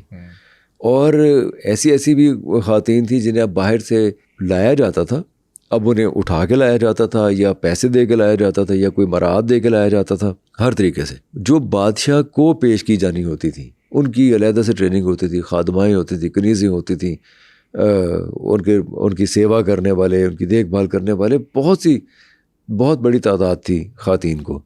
ان میں ایک دوسرے کے خلاف سازشیں بھی ہوا کرتی تھیں, جو کہ یہ تو ہم فلموں میں بھی دیکھتے رہتے, خواجہ سراؤں کے ذریعے بھی ہوا کرتی تھیں, اور کچھ اردو بیگیاں بھی ہوا کرتی تھیں. اچھا, ان کا کیا کردار؟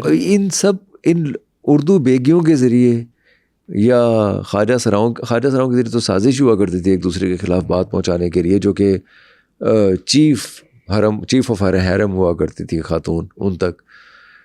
لیکن اردو بیگیوں کے ذریعے قتل و غارت بھی کروا دیا کرتی تھی. اچھا. مروا بھی دیا کرتی تھیں حسد میں ایک دوسرے کو. ایسی عورتیں بھی تھیں جو باہر سے اٹھا کے لائی جاتی تھیں, پھر اس کے بعد ان کے گھر والے انہیں بھول جایا کرتے تھے. اب وہ حرم میں ان کا کیا سٹیٹس تھا ہمیں تو وہ نظر آتی ہے نا, جو کوئی کوئین بن گئی یا کوئی سامنے آ گئی, کوئی کسی کے اوپر بادشاہ کی نظریں التفات پڑ گئی تو وہ انارکلی بن گئی. مطلب ہو سکتا ہے انارکلی کوئی ایسی کنیز ہو جہاں آئی ہو, لیکن ایسی بہت سی خواتین ہوا کرتی تھیں جو آتی تھیں. تو حسد, رقابت, ایک دوسرے کے خلاف مروانا, انہیں پیسے دے کے یا کسی بھی اور طریقے سے, یا ان کے کردار کشی کرنا. کیونکہ جو ایسے لوگ بھی ہوا کرتے تھے جو ان عورتوں پہ نظر رکھتے تھے. اب آپ تھوڑا اندازہ لگائیں, ان کے بھی تو جنسی اور جبلی کچھ خواہشات اور میلان ہوتے ہوں گے نا, جن کو اٹھا کے لاتے ہیں, جن کو وہاں رکھا ہوا ہے. اب جیسے کہ میں نے جہاں بیگم کی مثال دی کہ کوئی جو مغل فوجی تھا جو کہ کنیز پہ نظر رکھے ہوئے تھا. اب جہاں بیگم نے خود تو ساری زندگی شادی کی نہیں. اب ہو سکتا ہے ایسی بہت سی کہانیاں وہاں ہوں جو کنیزوں کی فوجیوں کے ساتھ ہوں یا خدمت کرنے والوں کے ساتھ ہوں. یا جیسے زیب النساء بیگم کے بارے میں نہیں جانتا کہ وہ درست ہے نہیں, لیکن کہا جاتا ہے ویسے کہ وہ بھی بڑی صوم و صلات کے پابند اور تصوف کی طرف مائل خاتون تھی. وہ ہو سکتا ہے, لیکن انسان کی جبلی ضرورتیں بھی تو ہیں نا. اب ان کا بھی کہا جاتا ہے کہ ایک سپاہی کے ساتھ افیئر تھا. اچھا. زیب النساء بیگم کا, لیکن اس سپاہی کے ساتھ کیونکہ وہ اس ریلیشن کو پروان نہیں چڑھا سکی تھیں, تو وہ ایک پلیٹونک لو کے طور پہ ان کے دل میں رہ گیا. ان کی شاعری بھی اسی چیز کی عکاس ہے. ہو سکتا ہے ایسے بھی ہو. یہ سب چلتا تھا حرم کے اندر. لیکن ایک بات طے ہے کہ حرم میں موجود عورتوں کی زندگیاں جبلی طور پہ, جنسی طور پہ, جمالیاتی طور پہ وہ بہت دیگرگوں تھیں, وہ اچھی نہیں تھیں. ظاہر ہے مطلب آپ فطرت کے خلاف ایک بادشاہ کی سیوا کے لیے آپ نے 1000 عورتیں جو جمع کی ہوئی ہیں, وہ 1000 عورتیں بیچاری انتظار کرتی ہیں نا کہ ان میں سے پتہ نہیں کس خاتون کا نمبر کب لگے گا, کب وہ بادشاہ کی باریابی, بادشاہ صاحب شوق باریابی بخشیں گے. یہ تو نہیں پتہ ہوتا تھا. اب اس کے لیے کئی مر بھی جاتی ہوں گی اسی انتظار میں, کئی سسکتی رہتی ہوں گی, کئی گھٹتی رہتی ہوں گی, کئی ایسی ہوں گی جن کو کوئی سپاہی پسند ہے, کوئی خدمتگار پسند ہے, کوئی ملازم پسند ہے, کوئی اور پسند ہے. ظاہر ایک فطری چیز ہے نا, آپ نے اس کو باندھ کے رکھا ہوا، کب تک باندھ کے رکھ سکتے ہیں؟ تو سب کچھ تھا. اگر دیکھا جائے تو سب سے بڑا حرم کس کا تھا؟ بادشاہ کے حرم میں تو بادشاہ کے لیے تو سینکڑوں عورتیں تھیں، سینکڑوں عورتیں رکھی جاتی تھیں. لیکن وہ جو سینکڑوں 100-150 ہوں گی، 200 بھی ہو سکتی ہیں، ان کی کوئی تعداد میں نے وہ واضح تعداد میرے پاس نہیں ہے. لیکن یہ کہ ان عورتوں کی خدمت پر معمور بھی تو خواتین تھیں. اور پھر ان کے جو خادمائیں بھی تھیں. پھر جیسے ایک چھوٹا سا شہر ہے، آپ سمجھ لیجیے، اس کے اندر ان کی ضرورتیں پوری کرنے والے ہر طرح کے لوگ ہیں جو ان کی ضرورتیں پوری کریں گے. لیکن وہ ان کا جو مقصد ہوگا وہ صرف بادشاہ کی خوشی حاصل کرنا یا بادشاہ کو خوشی دینا ہوگا. اس لیے میں نے تو پڑھا ہے کہ 5000 عورتیں بھی ایک حرم سرا میں. اچھا، وہ کون سا تھا؟ اکبر کا 5، مطلب لیکن اس حرم سرا میں اس کی وہ بھی تھیں، کوئی بوڑھی عورتیں بھی ہیں، کوئی مائیں بھی ہیں، کوئی بچے بھی ہیں. حرم سرا صرف وہ چیز جگہ نہیں ہوا کرتی تھی جہاں پہ صرف خوبصورت لڑکیاں بادشاہ کے ساتھ رات گزارنے کے لیے ہی رکھی جاتی تھیں. حرم سرا سے مراد ایک چھوٹا سا آپ سمجھ لیجیے ایک شہر تھا جہاں پہ صرف زنان خانہ جسے کیا کہہ دیتے ہیں. نور جہاں کو لاہور سے اتنی محبت کیوں تھی؟ ہاں، یہ بات بالکل صحیح ہے. نور جہاں یہ کہا کرتی تھی کہ ہم نے لاہور کو اپنی جان دے کے خریدا ہے. ہم نے یہ لاہور ایک جنت ہے جس کے لیے ہم نے اپنی جان دی ہے، جسے خریدنے کے لیے. دیکھیے، لاہور اس زمانے میں لاہور کوئی شہر نہیں تھا. لاہور باغات پہ مشتمل ایک ایسی زمین تھی جس کے اندر کہیں اسپوریڈکلی آبادی تھی. باغ دلکشا، یہ سارا چوبرجی آپ کا باغ ہوا کرتا تھا، اور یہ سارے باغ تھے، یعنی راوی سے لے کے اور اچھلے تک باغات تھے. جہانگیر اور نور جہاں گرمیوں میں کشمیر چلے جایا کرتے تھے، سردیوں میں لاہور رہتے تھے. انہیں شاید جولائی اگست کی گرمی کا احساس نہیں تھا جو یہاں پڑتی ہوگی. میں کچھ کہہ نہیں سکتا، لیکن بہرحال اسے بڑی محبت تھی لاہور سے. جہانگیر کا انتقال بھی کشمیر سے واپسی بھی ہوا تھا، لیکن بہرحال اس نے بہت شاندار مقابر یہاں بنوائے ہیں. نور جہاں نے محبت تو تھی اسے، مرنا بھی یہیں پسند کیا اس نے، دفن ہونا بھی یہیں پسند کیا. شاہ جہاں نے تاج محل بنوایا ممتاز محل کے لیے.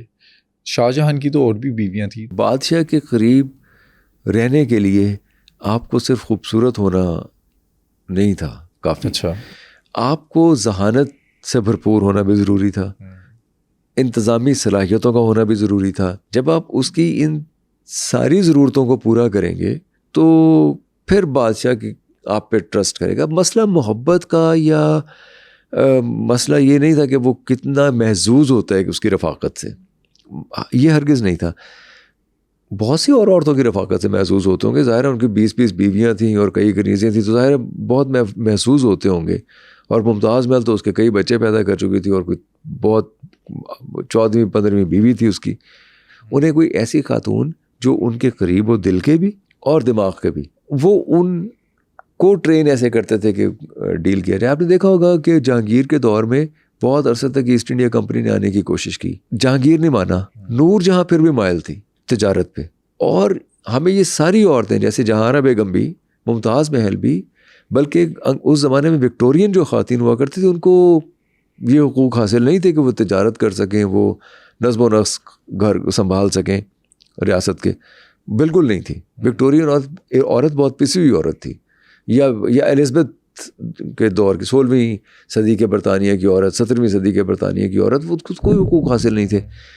وہ انگریز مورخین نہیں لکھتے ہیں کہ ہم حیران ہوتے ہیں دیکھ کے کہ یہ پورچگیزیوں کے ساتھ تجارت کر رہی ہیں خواتین، یا یہ کمپنی کے ساتھ تجارت کر رہی ہیں اور باقاعدہ بزنس ڈیل کر رہی ہیں. یہ وجہ تھی کہ ممتاز محل شاہ جہاں کے بہت قریب تھی، یا اس کی محبت میں وہ. اور ممتاز محل کے مرنے کے بعد یہ ایسا نہیں، ہم اس بات میں مذاق میں تو کہہ دیتے ہیں کہ اس کی 14ویں بیوی تھی یا 8واں بچہ تھا، کہہ دیتے ہیں، لیکن یہ بھی حقیقت ہے کہ ممتاز محل کے مرنے کے بعد وہ اپنے آپ میں رہا بھی نہیں تھا. اس کے بال فوری طور پہ سفید ہونا شروع ہو گئے تھے اور وہ ایک کونے میں لگ گیا تھا شاہ جہاں. یہ بھی ایک حقیقت ہے. اور تاج محل کی اگر بات کریں تو تاج محل کتنی محبت سے انہوں نے بنوایا تھا. کہتے ہیں کہ جب ممتاز محل دنیا سے جا رہی تھیں تو کیونکہ بہت شدید انہیں تکلیف تھی اس بچے کی پیدائش کے لیے. اور وہ بچہ اب یہ لکھا ہوا ہے مورخین نے, وہ ظاہر ہے وہ بھی وہاں تھے نہیں, ایک ہے تو کہانی کہ وہ جب ابھی پیٹ ہی میں تھا تو رونے کی آواز آ رہی تھی, اور بچے کی اگر رونے کی آواز آئے تو بیوی کا بچنا بڑا مشکل ہو جاتا ہے. جہاں آرا بیگم اور شاہ جہان کو انہوں نے بلوایا اپنے پاس اور شاہ جہان سے وعدہ لی, ایک وعدہ کروایا کہ آپ ایک ایسا محل یا ایک ایسا مقبرہ میرا بنائیں گے کہ جو رہتی دنیا تک قائم رہے گا. مجھے تو رابرٹ براؤننگ کی ایک پوئم یاد آ جاتی ہے جس کا نام ہے bishop orders his tomb at saint Praxed's church. ایک بڑی شاندار ڈرامیٹک مونولوگ ہے رابرٹ براؤننگ کا. اب اس میں ایک سینٹ ہیں, وہ سینٹ صاحب مر رہے ہیں, ان کے بچے ان کے گرد کھڑے ہوئے ہیں, اور وہ سینٹ کہتا ہے کہ تم نے یار بس میرا جو مقبرہ بنانا ہے اس میں تم نے فلاں پتھر لگوانا ہے, بس فلاں وہ جو دوسرا سینٹ تھا نا, اب وہ رقابت کا جذبہ دکھایا ہوا ہے, وہ جو تھا نا سینٹ وہ فلاں, اس کے مقبرے سے اچھا مقبرہ ہونا چاہیے میرا. بڑی نظر تھی اس کی تمہاری ماں کے اوپر, لیکن میں لے کے اڑ گیا تمہاری ماں کو. یعنی ایک بستر مرگ پہ اللہ اللہ کرنے کے بجائے یا وہ سے رقابت سے ہی تو یہاں میں نظر آتا ہے کہ جو بادشاہ یہ اتنی پرتعیش زندگی گزارتے تھے کہ خود کو جاویداں رکھنا چاہتے تھے. ظاہر نہیں رکھ سکتے تھے, انسان تھے, ہم جیسے انسان تھے نا. وہ پھر ان کے کوئی ایک ڈیفینس میکینزم ہے کہ کسی طریقے سے ہمارا مقبرہ ایسا ہو, ہمارا مزار ایسا ہو کہ لوگ ہمیں زندہ رکھیں. لیکن ہم نے دیکھا جہاں آرا بیگم کبھی اس نے کہا میرے بہت زیادہ تزئین و آرائش نہ کرنا میرے مقبرے کی, وہ جو گھاس ہے نا وہ اسے اگنے دینا, وہ خود ہی اسے اس کی وہ کرے گی تزئین و آرائش, وہ جو جڑی بوٹیاں اور گھاس ہے, یہ جو جنگلی گھاس ہے وہی تزئین و آرائش کر لے گی مقبرے کی. میں تو ہوں گی نہیں. ہمیں بامبا سدرلینڈ جو مہاراجا رنجیت سنگھ کی پوتی تھیں, انہوں نے بھی اپنے یہ کہ جہاں اور گدا کا شاہ کے مرنے کے بعد شاہ اور گدا کا کوئی فرق نہیں ہے, سب death is a great leveller. یہ کچھ لوگ یہ راز پا گئے, لیکن کچھ لوگ یہ راز نہیں پا سکتے. وہ مرنے کے بعد بھی زندہ رہنا چاہتے ہیں, وہ اپنے کاموں میں, لوگوں کے دلوں میں, یا اپنے فیصلوں میں, اس میں تو شاید زندہ رہ نہ رہے, اس طرح مقبرے شقبرے بنا کے زندہ رہنا شروع ہوتے ہیں. اچھا, یہ بھی افسانوی بات ہے یا اس میں بھی کوئی حقیقت ہے کہ جو مزدور تھے جنہوں نے تاج محل بنایا ان سب کے ہاتھ کاٹ دیے گئے تھے؟ نہیں, یہ ساری باتیں یہ قصے کہانیاں ہمیں لطیفوں میں یا قصوں میں نظر آتے ہیں. بلکہ یہ تو خیر بالکل درست بات نہیں ہے. کسی بھی مستند مورخ نے, اچھا تاریخ کو پڑھنے کا ایک طریقہ بھی ہے. ہم یہ تو کہہ دیتے نا یہ بات صحیح نہیں ہے. طریقہ یہ ہے کہ جب وہ واقعہ ہوا, یعنی کہ جب تاج محل بنایا گیا, اس زمانے کے مورخین تو تھے, ان مورخین نے کیا کوئی ایسا قصہ درج کیا. یہی سلسلہ اس کے ساتھ ہے پدماوتی کے ساتھ. اچھا, کہ پدماوتی کے جو آس پاس کے جو مورخین ہیں, مورخین نے تو کوئی ایسا قصہ نہیں لکھا کہ وہ آگ میں کود گئی تھی. ہاں, وہ یہ سارے قصے یہ ضرور لکھا کہ رتن جو تھے ان کے شوہر, اور وہ ان کی چپکلش تھی, لڑائی بھی ہونے کا چانس تھا, اور علاؤالدین آپ بھی گئے, لڑائی بھی ہوئی, لیکن پدماوتی کے لیے ہوئی اور پدماوتی کود گئی اور پدماوتی کے لیے سارا کچھ ہوا. یہ سارا منظوم قصہ ہے, یہ مورخین نہیں لکھتے. ٹھیک ہے. ایسے ہی انارکلی کی آپ بات کر رہے ہیں تو اس کے جہانگیری میں تو انارکلی کا کوئی ذکر نہیں ہے, جس کے لیے ہم فلموں میں دیکھتے ہیں کہ اتنی لڑائی بڑھائی ہوئی اور بغاوت کر دی, اس نے تلوار نکال لی اور بادشاہ کے سامنے کھڑا ہو گیا کہ آپ وہ جو دلیپ کمار کھڑا ہو جاتا ہے اس کے سامنے, میرا دل کوئی ہندوستان نہیں ہے جس پر آپ حکومت کریں. ایسی باتیں تو اس کے جہانگیری میں تو کہیں بھی نہیں ہیں. ایسے ہی ہمیں ایک اور قصہ ہے جو ہم کبھی اگلی پوڈ کاسٹ میں ڈسکس کریں گے, مادھو لال حسین کا. ٹھیک ہے. جو شاہ حسین ہمارے ہاں بہت بڑے صوفی بزرگ گزرے, مادھو بھی کوئی ایسا قصہ نہیں ہے. جہاں آرا بیگم, ان کی ایک بہن بھی تھی روشن آرا, وہ ان سے جلتی کیوں تھی؟ ایک تو جہاں آرا بیگم کو بادشاہ بیگم بنایا ہوا تھا, اور جہاں آرا بیگم کو صرف انہوں نے ہی نہیں بنایا تھا, شاید یہ اورنگزیب عالمگیر کے دور میں دیکھتے ہیں انہوں نے جہاں آرا بیگم کو بادشاہ بیگم بنایا تھا. اچھا. جس سے کہ وہ زیادہ چڑی تھی روشن آرا بیگم. روشن آرا بیگم بھی ایک اچھی خاصی پڑھی لکھی خاتون تھی, لیکن کیونکہ محل میں طوطی بولتا تھا جہاں آرا بیگم کا, اور اس لیے تھوڑی ڈومیننٹ ٹائپ بھی تھی جہاں آرا بیگم, اور خوبصورت بھی زیادہ تھی, جو کہ یہ لکھتے ہیں مورخین لکھتے ہیں. اس لیے روشن آرا بیگم چھوٹی بھی تھیں, شاید اس طرح واجبی شکل و صورت کی تھیں, اور انہیں بادشاہ کی طرف سے بھی کوئی بہت زیادہ. دیکھیے جہاں آرا بیگم کے بارے میں کہا جاتا ہے کہ وہ ہندوستان کی امیر ترین خاتون تھی. اچھا. 14 برس کی عمر میں اس کا جو ایک مشاہرہ تھا, جو اس کا جو وظیفہ اسے ملتا تھا, وہ 6 لاکھ روپے تھا. پھر جب ممتاز محل فوت ہوئیں, ان کے ہاتھ میں باغ ڈور آئی ساری انتظامی معاملات کی, تو ان کا مشاہرہ 10 لاکھ روپے. 10 لاکھ روپے بہت بڑی رقم, اس زمانے کا بہت بڑی رقم تھی. تو جو یہ جو بیگم تھیں روشن آرا بیگم کو ایسا کوئی مراعات ایسی حاصل نہیں تھی. مغل دور سے پہلے ایک سلطنت کی حکمران رضیہ سلطان بھی تھی. ان کو دیکھا دیکھی باقی مغل عورتیں جو ہیں وہ حکمران کیوں نہیں بنی؟ نہیں, رضیہ سلطان جیسی خاتون ہمیں نظر نہیں آتی. رضیہ سلطان نے بہت تھوڑے عرصے کے لیے حکومت کی التمش کے بعد, لیکن اس نے پھر بھی ایک ہندوستان شدید افراتفری کا شکار تھا. التمش کے بعد کچھ عرصہ جب رضیہ سلطان رہی تو اس نے اس چیز کو بہت حد تک پرامن بنانے کی کوشش کی, لیکن خود. اچھا, رضیہ سلطان کے بارے میں بھی ایک چیز ہے بڑی زبردست, کہ رضیہ سلطان بیسکلی محبت کرتی تھیں ایک حبشی غلام سے جس کا نام تھا یاقوت. وہ ان کا غلام بھی تھا, ان کا بہت بڑا ایک جنگجو, ایک واریر بھی سمجھ لیں آپ ایک تھا, اور اس سے وہ محبت کرتی تھی. لیکن ملک الدنیا جو لاہور تھے اور آس پاس کے جو 1-2 راجے تھے, انہوں نے سازش کی رضیہ سلطان کے خلاف, اور انہیں گھیر گھار کے ان کی آنکھوں کے سامنے یاقوت کو قتل کر دیا. اچھا. پھر جب پسپا ہونا شروع ہوئی رضیہ سلطان, تو ملک الدنیا نے ان کے سامنے شرط رکھی تھی کہ یا تو شادی کر لو یا ہم تمہیں مار دیں گے. پھر اس نے ملک الدنیا سے شادی کی تھی, اور پھر بعد میں ملک الدنیا اور رضیہ سلطان جو ہے وہ ان کے بھائی کے خلاف لڑتے ہوئے شہید بھی ہو گئے تھے دہلی میں. لیکن آپ یہ دیکھیں رضیہ سلطان کے مرنے کے بعد فوری طور پہ ہمیں پھر وہ منگول نظر آتے ہیں چڑھائی کرتے ہوئے, کیونکہ وہ خطرہ تو منڈلا رہا تھا, اور یہاں ریشہ دوانیاں تھی, بہت زیادہ سازش ہو رہی تھی. لیکن اگر ہم مغلیہ دور میں دیکھیں تو کوئی ان کی رانی مہارانی انہوں نے حکومت کرنے کا, اس طرح سے سلطنت سنبھالنے کا کوئی کام کیا؟ نہیں, انڈائریکٹلی تو کیا, لیکن ڈائریکٹلی کسی نے نہیں سلطنت سنبھالی. ہمیں ہندو خواتین پھر بھی نظر آتی ہیں سلطنت سنبھالتی ہوئی, مار کے مارتی, لڑائی کرتی, اپنے سلطنتوں کو بچاتی, انگریز کے خلاف بھی, پرتگالیوں کے خلاف بھی, اکبر کے خلاف بھی, ہر جگہ ہمیں یہ نظر آتی ہیں. راجپوت خواتین نظر آتی ہیں بہت زیادہ.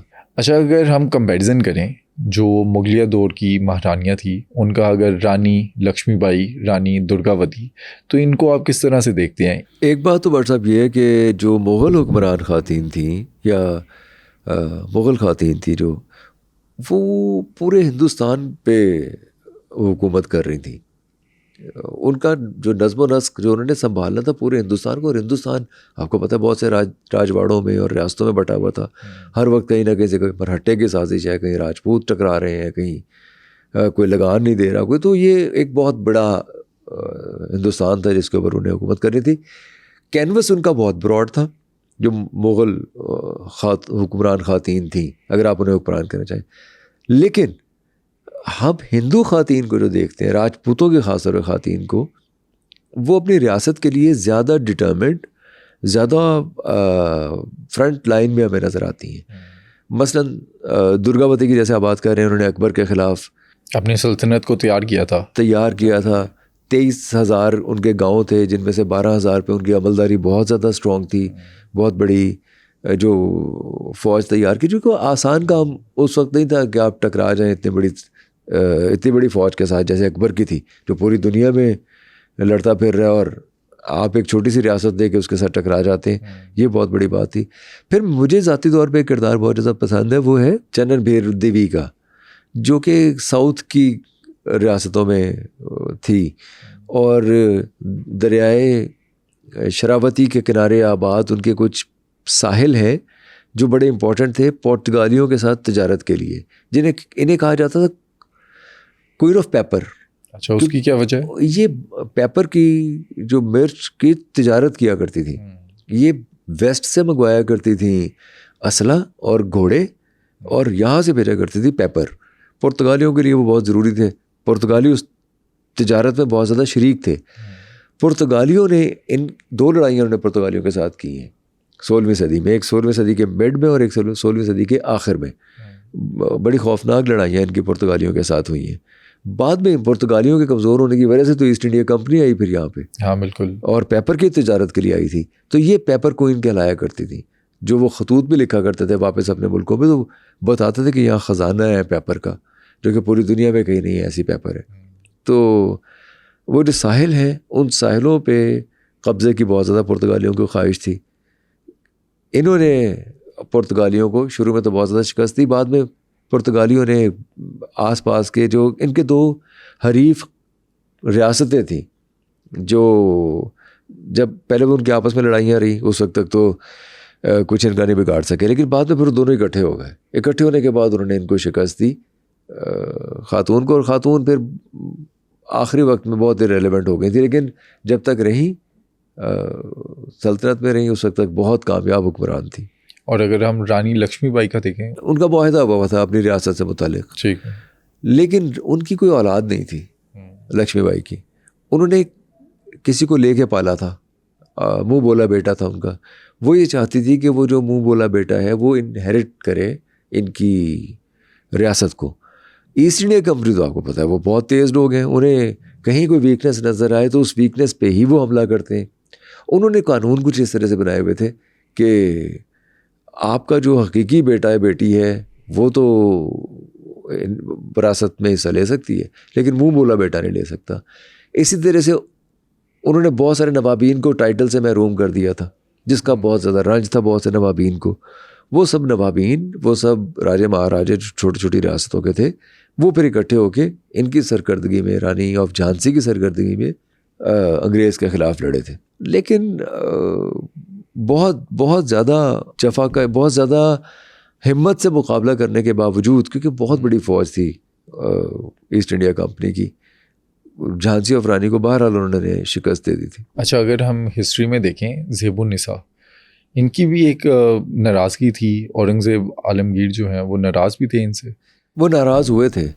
زیب النساء بیگم دراصل دارا شکوہ کا بیٹا تھا شاپر، جنہیں پسند کرتی تھی یا نہیں کرتی تھی، لیکن بہرحال ان کے ساتھ شادی ہونا قرار پائی تھی، اور یہ سمجھا جاتا تھا کہ ان کے ساتھ شادی ہوگی تو ظاہر ہے کوئی خواب وغیرہ سجائے ہوں گے. یہ بالکل لڑکپن کی بات ہے ان کے. لیکن دارا شکوہ کے ساتھ جو ہوا، پھر ان کے بیٹے کے ساتھ جو ہوا، جو اورنگزیب نے کیا، ان کے اوپر الزام تھا کہ یہ ان کی خطوط لکھ کے کسی طریقے سے جاسوسی کر رہی ہیں، اور ان کو ان کی ہمت بندھا رہی ہیں، بڑھا رہی ہیں، انہیں سپورٹ کر رہی ہیں، مورلی سپورٹ کر رہی ہیں. تو ان کا شروع میں پھر یہ ہوا تھا کہ جو وظیفہ تھا وہ ختم کر دیا گیا تھا، انہیں قید کر دیا گیا، اور لیکن بعد میں پھر ٹھیک ہو گیا تھا سب کچھ. اور لاہور سے ان کا تعلق جو تھا، لاہور میں ان کے چبرجی کہتے ہیں، ان کے نام سے منسوب ہے. یہ سارا باغ تھا، یہ باغ انہی کا بسایا ہوا تھا. میں نے بتایا نا اس زمانے کی جو خواتین تھی، مغل خواتین خاص طور پہ، وہ باغ بنانے میں، محل بنانے میں، مقبرے بنانے میں وہ بڑا درک رکھتی تھی کنسٹرکشن میں. انہوں نے یہ سارا باغ بنایا تھا، اور باغ کے اندر چوبرجی بنائی تھی، جو اب چوبرجی ہے. وفات ان کی یہاں نہیں ہوئی تھی لاہور میں. اچھا مقبرہ تو ان کا ادھر بنا ہوا ہے، ان کا کہا جاتا ہے کہ زیب النساء کا مقبرہ ہے سمن آباد میں. ہاں جی، وہ اسی وجہ سے کہا جاتا ہے کہ کیونکہ باغ انہوں نے بنایا تھا تو یہ یہیں پہ تدفین بھی ہوئی ہوگی، یا یہیں انہوں نے دفن ہونا پسند کیا ہوگا. ایسا ہوا نہیں تھا، بلکہ یہ دہلی میں کہیں، جب ان کا ہندوستان میں ایک جگہ پہ جب یہ کہیں مدفون تھی، وہاں ٹرین کی پٹڑی گزاری گئی. وہ ٹرین کی پٹڑی گزارنے کی وجہ سے ان کے جسد خاکی کو کہیں اور شفٹ کیا گیا، لیکن وہیں ہندوستان میں لاہور نہیں لایا گیا تھا. یہ ابھی پتہ نہیں کہ کس کا ہے یہ مقبرہ. اچھا ابھی کلیئر نہیں ہے، ہمیں پتہ نہیں چلتا. ہاں، لیکن لکھا یہی ہوا ہے. مقبرہ بہت خوبصورت ہے، لیکن لکھا ہی ہوا ہے. اگر ہم اسی طرح ایک اور مقبرے کی بات کریں، جو بیگم شرف النساء، ان کی قبر جو ہے وہ 12 میٹر بلند تھی. اس کی کیا ریزن تھی؟ ابھی بھی ہے. اگر آپ کبھی بیگم پورہ کے علاقے میں جائیں لاہور میں، شرف النساء کا ذکر آپ حیران ہوں گے سن کے. علامہ اقبال نے جاوید نامہ، ان کی جو کتاب ہے، اس میں بھی کیا ہوا ہے. انہوں نے بلکہ جنت میں جو بہت ہی برگزیدہ ہستیوں کا ذکر کیا اس کے اندر شرف النساء بیگم کا ذکر بھی ہے. شرف النساء بیگم 1770 میں لاہور میں تھی. زکریا خان جو لاہور کے گورنر تھے ان کی بہن تھی. وہ جایا کرتی تھی بیگم پورہ میں. اگر آپ اب بھی جائیں تو وہاں پہ, اب تو خیر اس کو انہوں نے بہت بہتر بنا دی ہے. وہ 12 میٹر اونچا ایک کمرہ بنوایا ہوا تھا انہوں نے. 4 پلرس تھے, ان پلرس کے اوپر وہ کمرہ تھا اور سیڑھی کوئی نہیں تھی. وہ کہا جاتا ہے کہ سیڑھی خود دے کے جایا کرتی تھی. جب وہ اوپر کمرے میں چلی جاتی تھی سیڑھی کھینچ لیا کرتی تھی. کسی کی رسائی نہیں تھی اس کمرے تک. وہاں وہ تلوار اور قرآن پاک لے کے جایا کرتی تھی, قرآن پاک کی تلاوت کیا کرتی تھی اور تلوار پاس رکھتی تھی. ہمیں علامہ صاحب کو پڑھتے ہوئے تو یہ احساس ہوتا ہے کہ وہ جرت اور تلوار جو ہے وہ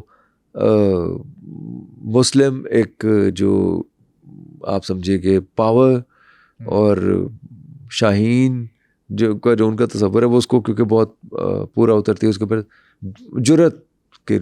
اور قرآن جو ہے وہ ظاہر ہے وہ تو ورڈ آف گاڈ ہے, وہ تو علم کے لیے ہی تھا. تو وہ انہوں نے اپنی والدہ سے بھی کہا تھا کہ میرے مرنے کے بعد یہ دونوں چیزیں آپ میرے ساتھ ہی رکھیے گا. تو وہ اب بھی ہے, شرف النساء کی قبر وہاں موجود ہے, 12 میٹر اونچی ہے. اس میں کیا وزڈم تھی کہ 12 میٹر وہ اونچی, اس زمانے میں تو آس پاس آبادی بھی نہیں تھی, وہ علاقہ سارا خالی ہوا کرتا تھا.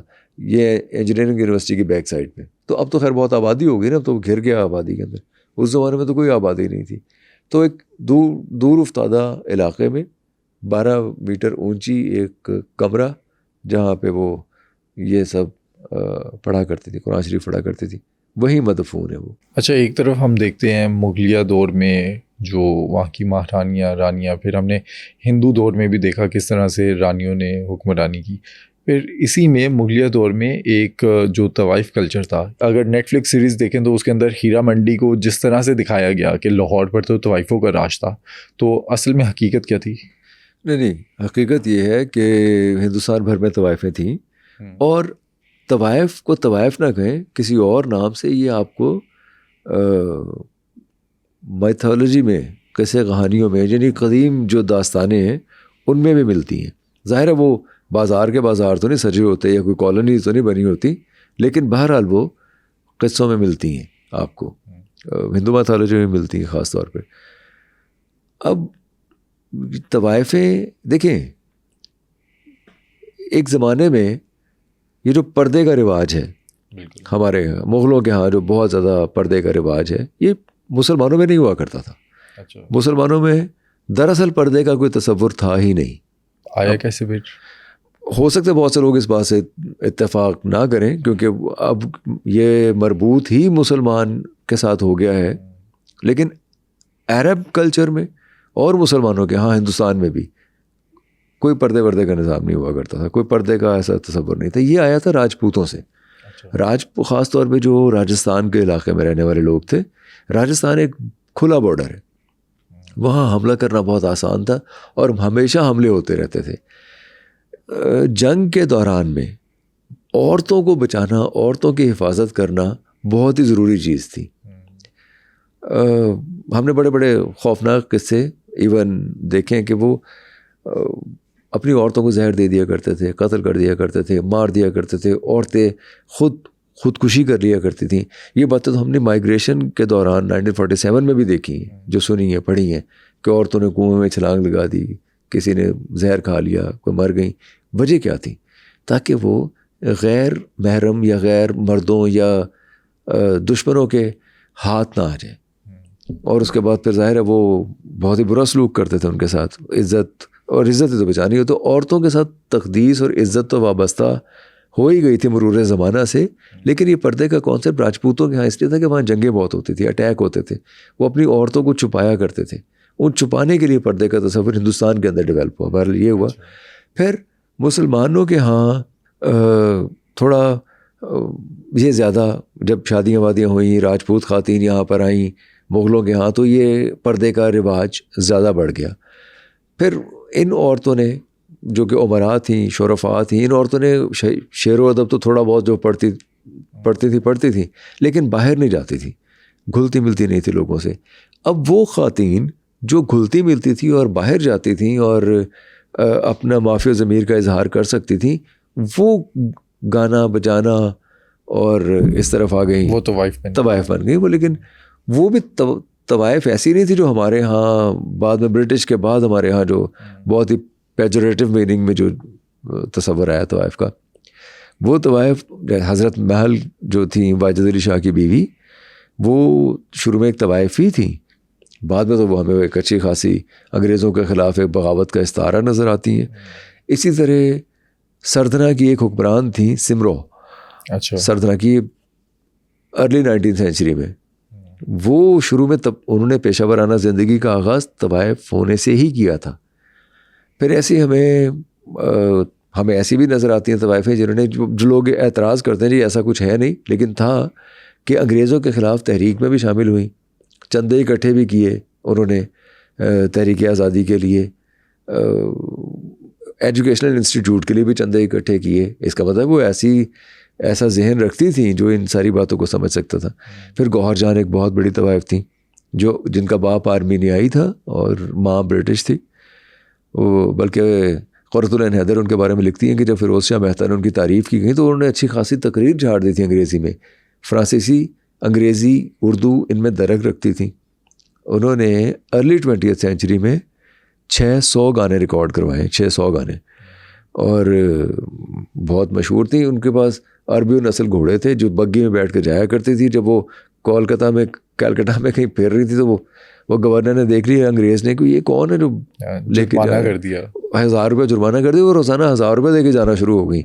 پھر اودھ کے ایک تھے حکیم احمد جو کہ وہاں کے وزیر اعظم بننا چاہتے تھے. وہ وزیر اعظم بننے کے لیے پیارو نامی طوائف کی پرچی ان کی آشیرواد یا ان کا حمایت درکار تھی انہیں. تو طوائف اس طرح بڑی انفلوئنشل طبقہ ہوا کرتا تھا ایسے. اب پھر آہستہ آہستہ طوائفوں نے اپنے اور وہ رنگ جمانے شروع کر دیے. مثلاً دہلی میں نور بائی ہوا کرتی تھی. نور بائی ملنے کے, جیسے آج ہمارے سیلیبریٹیز جو ہیں وہ کسی سے ملنے کے لیے کسی کی پیسے لیتے ہیں نا جانے کے لیے بہت سارا, تو وہ بھی پیسے لیا کرتی تھی. اور ان کی ایک خاص بات یہ تھی کہ وہ پائجامہ نہیں پہنا کرتی تھی. وہ صرف رنگ اس طرح کیا کرتی تھیں اپنے نچلے بدن پہ کہ وہ پائجامہ ہی لگتا تھا. ابھی ان کی اپنے ایک سٹائل تھا. پھر اقبال بیگم تھی لاہور میں. اچھا, لاہور کی بلکہ طوائفوں میں کوئی ایسی نہیں تھی جن کی کوئی آشیرواد چاہیے ہو, جن کا کوئی وہ ایسے نہیں. اور تو کوئی بہت بڑی طوائفیں لاہور میں تھی بھی نہیں. مطلب طوائفیں تھیں لیکن نامور نہیں تھی, ایسی نامور نہیں. جیسے مووی ٹون جو جدن بھائی نے بنائی جو نرگس کی ماں تھی, ایسی کوئی نہیں تھی. پھر طاہرہ سید کی والدہ جو تھیں, جو ملکہ پکھراج, یہ گایا کرتی تھیں ان کے دربار میں, مہاراجہ کشمیر کے دربار میں, بہت ان کی فیوریٹ تھیں. یہاں پہ اقبال بیگم ہوا کرتی تھیں, وہ ایک استاد کی شاگرد تھیں. وہ میر علی نواز ناز صاحب جو والی خیرپور تھے, ان کی کہیں نظر پڑ گئی, ان کے عشق میں گرفتار ہو گئے, شادی کر لی. وہ جو ان کا پھر بھائی ہوا کرتا تھا بگو میاں, وہ پاؤنڈ میں سگریٹ پیا کرتے تھے جلا جلا کے. وہ ایک لمبی کہانی ہے پھر یہاں کی طوائفوں کی جو ہوا سارا کچھ. تو اور اس طرح کی بھی کوئی کہانیاں ہیں کہ جو شہزادے یا مہاراجہ وغیرہ وہ لٹ مرے ان طوائفوں پر. نوابین اور بہت دولت مند جاگیردار, وہ تو لاہور کی ہو یا لکھنؤ کی ہو, دہلی کی ہو, طوائفوں میں بہت کچھ لٹا کے گئے ہیں. وہ تو کنویں خالی کر دیا کرتی تھیں. کیونکہ دیکھیے وہ اچھا ایسی بھی طوائفیں تھیں جن کو جو یہ لوگ لے گئے اب گھر میں بسانے کے لیے, شروع میں تو لے گئے, اس کے بعد ان کو جو ناز و ادا, غمزہ و اشوا ادا جو ان کو پسند تھا, جس کی وجہ سے شادی کی تھی, بعد میں اسی کے اوپر قدغن لگانی شروع کر دی. یہ تو میں بہت اچھے سے جانتا ہوں. ہمارے ہاں بھی کچھ ایسے لوگ تھے جنہوں نے شادیاں کی اور اس کے بعد اسی چیز سے چڑھنا شروع ہو گئے. تو پھر وہ بہت لمبا عرصہ چلتی نہیں ہیں شادیاں, پھر واپس آ جاتی ہیں وہیں. کچھ شادیوں کے چکر میں جاتی گئیں طوائفیں لیکن بس نہیں سکیں. کسی کو ویسے دھوکہ مل گیا, کسی کو رجایا اور پھر ختم ہو گیا. تو یہ ساری جیسے انسانوں کے قصے ہیں وہ ایسے بھی. شہزادے اور بادشاہ جو ہیں وہ اتنے سیانے ضرور تھے کہ انہوں نے اپنا دولت یا تخت نہیں لٹایا کبھی کسی طوائف کے لیے. ہاں باقی محبت کا ڈرامہ رچاتے رہے ہوں گے, اس میں کوئی دو رائے نہیں ہے. آپ کا ہم نے ایک انٹرویو بھی دیکھا جو لاسٹ مغل خاتون تھی گمنام ام لیلا ان کے ساتھ، ان سے آپ کی ملاقات ہوئی، وہ کیا سٹوری ہے؟ اچھا بٹ صاحب ان کو ہم نے لاسٹ مغل اس لیے کہا کہ وہ مغل روایتوں کو پال کے رکھنے والی آخری خاتون تھیں، تو ان کو ایک ٹریبیوٹ پیش کرتے ہوئے لاسٹ کا. لیکن کچھ لوگوں نے اعتراض بھی کیا، جی یہ تو یہاں بھی مغل رہتے ہیں وہاں بھی رہتے ہیں، تو آخری کیسے کہہ دیا آپ نے؟ تو آخری اس لیے کہا 16 برس زندگی کے 16 برس اس خاتون نے ایک اندھیری اکیلی حویلی میں گزارے. اس حویلی کے اندر کسی کو جانے کی اجازت نہیں تھی سوائے کچھ بچوں کے جو کہ مجالس کے دوران وہاں جایا کرتے تھے اور کچھ چیزیں بانٹنے کے لیے کیا کرتے تھے، ادروائز کوئی اندر نہیں جاتا. 16 برس اکیلے گزارے اس نے. میں نے جب ان سے پوچھا کہ آپ نے اکیلے، انہوں نے کہا جی میں اپنے میرے ماں باپ کی پسند نہیں کرتے تھے باہر جانا، لوگوں سے ملنا، تو میں ان کی یاد کے ساتھ ہی بس زندہ ہوں، میں ان کی یاد لے کے ہی اس دنیا سے جاؤں گی. شروع میں مجھے باتیں بڑی عجیب بھی لگیں، ظاہر ہے بڑی عجیب بات ہے کہ ایک ایسے مجرد سے زندگی اور پھر تنہائی اور اکیلا پن، کیا کرتی ہوں گی خاتون بیچاری وہاں پہ، اور بوڑھی خاتون تھی وہ. لیکن بہرحال وہ پچھلے دنوں ان کی وفات ہو گئی، اور جو مجھے اس میں ایک، میں نے بلکہ پوچھا کہ آپ ڈرتی نہیں ہے، تو وہ اندر سے خنجر نکال لائی. اچھا. پھر مجھے کسی نے بتایا کہ اندر بہت سا اسلحہ بھی تھا، کوئی پرانے زمانے کی گنیں وغیرہ بھی پڑی ہوئی تھی. تو اس لیے انہیں آخری مغل خاتون کہا، کیونکہ وہ اپنے آپ کو ثابت کیا انہوں نے کہ اگر ویلیو غلط ہے یہ صحیح ہے، اس قصے میں جائے بغیر اس عورت نے اپنے والدین کا یا مغل خاندان کا جو بھی تصور ان کے ہاں تھا اس کو نبھایا. اور وہ خاندان کہاں سے ملتا ہے کچھ انہوں نے بتایا؟ وہ تو علم الدین، اب وہ بھی ہے کہ وہ خود کو مغل کہتی تھی، لیکن جو ان کا سلسلہ ملتا تھا جا کے وہ علم الدین انصاری صاحب سے ملتا تھا، جو چنیوٹ سے تھے، جنہوں نے یہ مسجد بنائی، وزیر خان مسجد جنہوں نے بنائی تھی علم الدین انصاری صاحب سے، ان سے سلسلہ ملتا، ان کی نویں پشت سے تھی یہ. کچھ لوگوں نے اعتراض کی وہ تو انصاری ہیں، یہ پھر مغل کیسے اپنے آپ کو کہتی ہیں؟ تو لیکن وہ بہرحال اپنے آپ کو مغل ہی کہتی تھی، اور ملکہ نور جہاں کے ساتھ بڑی عقیدت رکھتی تھی. وہ کہتی ہیں نماز میں پڑھتی تھی ڈیلی، ان کے نماز پڑھتی. مرزا غالب کو فوقیت دیتی تھی وہ ابراہیم ذوق پہ صرف اس لیے کہ وہ ان کی آپس میں مخاصمت تھی، اور مرزا غالب مغل تھے. تو یہ پرائڈ تھا ان کا، اس پرائڈ کی وجہ سے انہیں ہم نے لاسٹ وارث کہا تھا مغل خاندان کا. انارکلی پہ تو ہم نے بات کی، لیکن جو انارکلی کریکٹر مغل اعظم فلم کا تھا، جب وہ فلم بن رہی تھی تو اس وقت کیا کہانیاں تھیں؟ بالکل وہ اچھا ہاں، یہ بہت ہی کم لوگ جانتے ہیں کہ مغل اعظم فلم کے دوران بڑی زبردست کہانیاں سامنے آئیں. ایک تو اس فلم کو بنانے والے تھے کریم الدین آصف. کتنا بڑا ڈائریکٹر ہوگا جس نے وہ فلم بنائی ہے، اور اس نے صرف ایک ہی فلم پہلے بنائی ہوئی تھی، چھوٹی سی ایک فلم تھی عام سی، وہ کوئی کامیاب فلم بھی نہیں تھی. کریم الدین آصف نے، وہ اداکار نذیر کے بھتیجے تھے، انہوں نے وہ فلم بنائی، بہت زیادہ پیسہ لگایا اس فلم پہ، بیلجیم سے شیشے منگوائے اگر شیشے محل بنانے کے لیے. اور ایک سٹیج ایسی آئی جب بہت زیادہ لمبا ہو گیا، 7 سال لگے تھے اس فلم کو بننے میں. تو جو ان کے پروڈیوسر تھے ان سے کسی نے کہا یار ان سے جان چھڑوائیں کریم الدین آصف سے، اور سہراب مودی سے بنوا لیں آپ. پھر وہ سہراب مودی کو دکھانے کے لیے چلے بھی گئے سیٹ. وہ جب دکھانے کے تو کریم الدین آصف نے کہا میں لتا باندھ دیں، وہ لاہور سے، میں لتا توڑ دیں گا جڑا کوئی ایسا سیٹ دیتے ایسا آئے گا بنانے واسطے. تو کسی نے پروڈیوسر سے کہا آپ اس کو نکال کیوں نہیں دیتے؟ پروڈیوسر نے کہا یار وہ بندہ کرائے کے گھر میں رہتا ہے، پبلک ٹرانسپورٹ پہ سفر کرتا ہے اور سیٹ پہ آتا ہے، وہ مجھ سے کچھ نہیں لیتا سوائے اس کے کہ اس کو شوق ہے، اور وہ کوئی اس کا لالچ اس طرح کا نہیں ہے، کوئی پیسے. سب لوگوں نے اپنے کانٹریکٹ دوبارہ ریوائز کروائے، اس نے وہ بھی نہیں کروایا کیونکہ فلم لمبی ہو رہی تھی. پھر اس میں یہ ہوا کہ مدھو بالا کے جو والد تھے عطا اللہ، وہ بہت چڑھتے تھے اس بات سے کہ دلیپ کے ساتھ مدھو بالا کے کچھ سین ہو.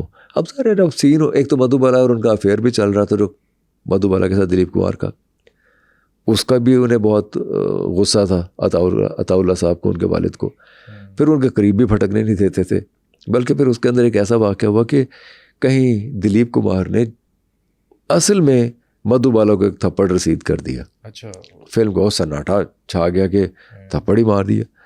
تو کریم الدین آصف اتنے تیز تھے, وہ جلدی سے مدھوبالا کو ہاتھ سے پکڑ کے سائڈ پہ لے گئے اور جا کے کہتے ہیں دیکھا تم نے, اس نے تمہیں تھپڑ مارا ہے, اس سے کیا ثابت ہوتا ہے, وہ اب بھی تم سے محبت کرتا ہے. ایسے معاملہ رفع دفع کیا. اور جو عطا اللہ صاحب تھے جو مدھوبالا کے والد تھے, ان کے لیے انہوں نے ایک بندہ رکھا ہوا تھا اور ان کو پیسے دیا کرتے تھے اور شراب کی ایک بوتل منگوا لیا کرتے تھے. اور بندے سے یہ کہا ہوا تھا کہ جب تک سین شوٹ نہیں ہو جاتا یہ آپ نے ان سے جوا کھیلنا ہے اور ہارتے چلے جانا ہے. وہ پھر اس کی کیا ریزن تھی؟ وہ نے شوق تھا تاش کھیلنے کا عطا اللہ صاحب کو, اب وہ رم کا شوق تھا, وہ رم پیتے تھے اور ساتھ کھیلتے تھے. ظاہر ہے وہ جیت بھی رہے ہوتے تھے, جیت رہے ہوتے, وہ تو جان بوجھ کے ہار رہا ہوتا تھا بندہ. اس کا مقصد تو صرف انگیج کرنا تھا تاکہ وہ مدھوبالا کی طرف دھیان نہ جائے ان کا. پھر اس کے بڑے غلام علی خان فلمی گانا نہیں گاتے تھے, تو کریم الدین آصف نے کیونکہ ہر چیز ہی بہت ٹاپ کی کر رہے تھے تو انہوں نے سوچا کہ میں گانا گواؤں گا بڑے غلام علی خان سے. کسی نے کہا یار پاگل, نوشاد صاحب تھے, انہوں نے کہا یار تو پاگل ہے, وہ تو گاتے ہی نہیں. انہوں نے کہا آپ مجھے ملوا دیں. نوشاد صاحب انہیں لے کے چلے گئے بڑے غلام علی خان صاحب کے پاس. اب اس زمانے میں محمد رفیع گانے کا 500 روپے لیا کرتے تھے, 500 یا 700, اس سے زیادہ نہیں. بڑے غلام علی خان نے جب ان کی باتیں سنی کریم الدین آصف کی, تو انہوں نے نوشاد صاحب سے کہا یار کس پاگل کو لے آئے ہو, میں نے گانا نہیں گاتا بھائی, یہ میرے پیچھے پڑا ہوا ہے. تو نوشاد نے کہا اتنے پیسے مانگے کہ بھاگ ہی جائے. آپ کے خیال میں کتنے مانگے ہوں گے بڑے غلام علی خان؟ یہ 500 روپے محمد رفیع لیتے ہیں, تو بڑے غلام علی خان نے کہا میں 25,000 روپے لوں گا. اچھا, اس زمانے میں. تو کریم الدین آصف نے کہا جی ڈن, وہ ڈن کر دیا. وہ گایا, پھر بڑے غلام علی خان نے گایا. ان کے لیے سیٹ ایسا تھا مغل اعظم کا کہ ذوالفقار علی بھٹو جو ہمارے تھے وزیر اعظم, اب کوئی ہو سکتا ہے پیپلز پارٹی والے یا کوئی سندھی دوست ہمارے ناراض ہوں, لیکن میں نے بھی یہ پڑھا ہی ہے کہ ذوالفقار علی بھٹو مدھوبالا کو چائے وائے پلانے کے لیے وہاں سیٹ سے لے جایا کرتے تھے. اور مدھوبالا کے بڑے وہ فین تھے بہت بڑے, اور چائے وائے پلانے کے لیے لے جایا کرتے تھے بہرحال سیٹ سے انہیں. اور چوئن لائے جو چائنا کے بعد وزیر اعظم تھے, وہ سیٹ دیکھنے کے لیے گئے تھے اسپیشلی. مغل اعظم کا سیٹ, وہ ایسا شاندار سیٹ لگوایا ہوا تھا بیلجیم سے شیشے ویشے منگوا کے. لاسٹ ایئر کی ایک رپورٹ بھی آئی تھی, اس کے اندر پورا انہیں ریٹ نکالا ہوا تھا کہ 2023 کے اندر اگر انہوں نے اندازہ لگایا اس وقت 3 کروڑ کے اندر یہ فلم بنی تھی. ہاں بالکل بالکل, اتنا ہی پیسہ لگا, بہت وقت لگا, کانٹریکٹ ریوائز ہوئے, پیسہ سیٹ پہ بہت لگا, اور تھا فلم بھی بہت شاندار ہے. وہ آپ کو مغلیہ دور کی کس رانی کی کہانی دلچسپ لگی, یہ سب ہمیں بتائیے گا کامنٹ سیکشن میں.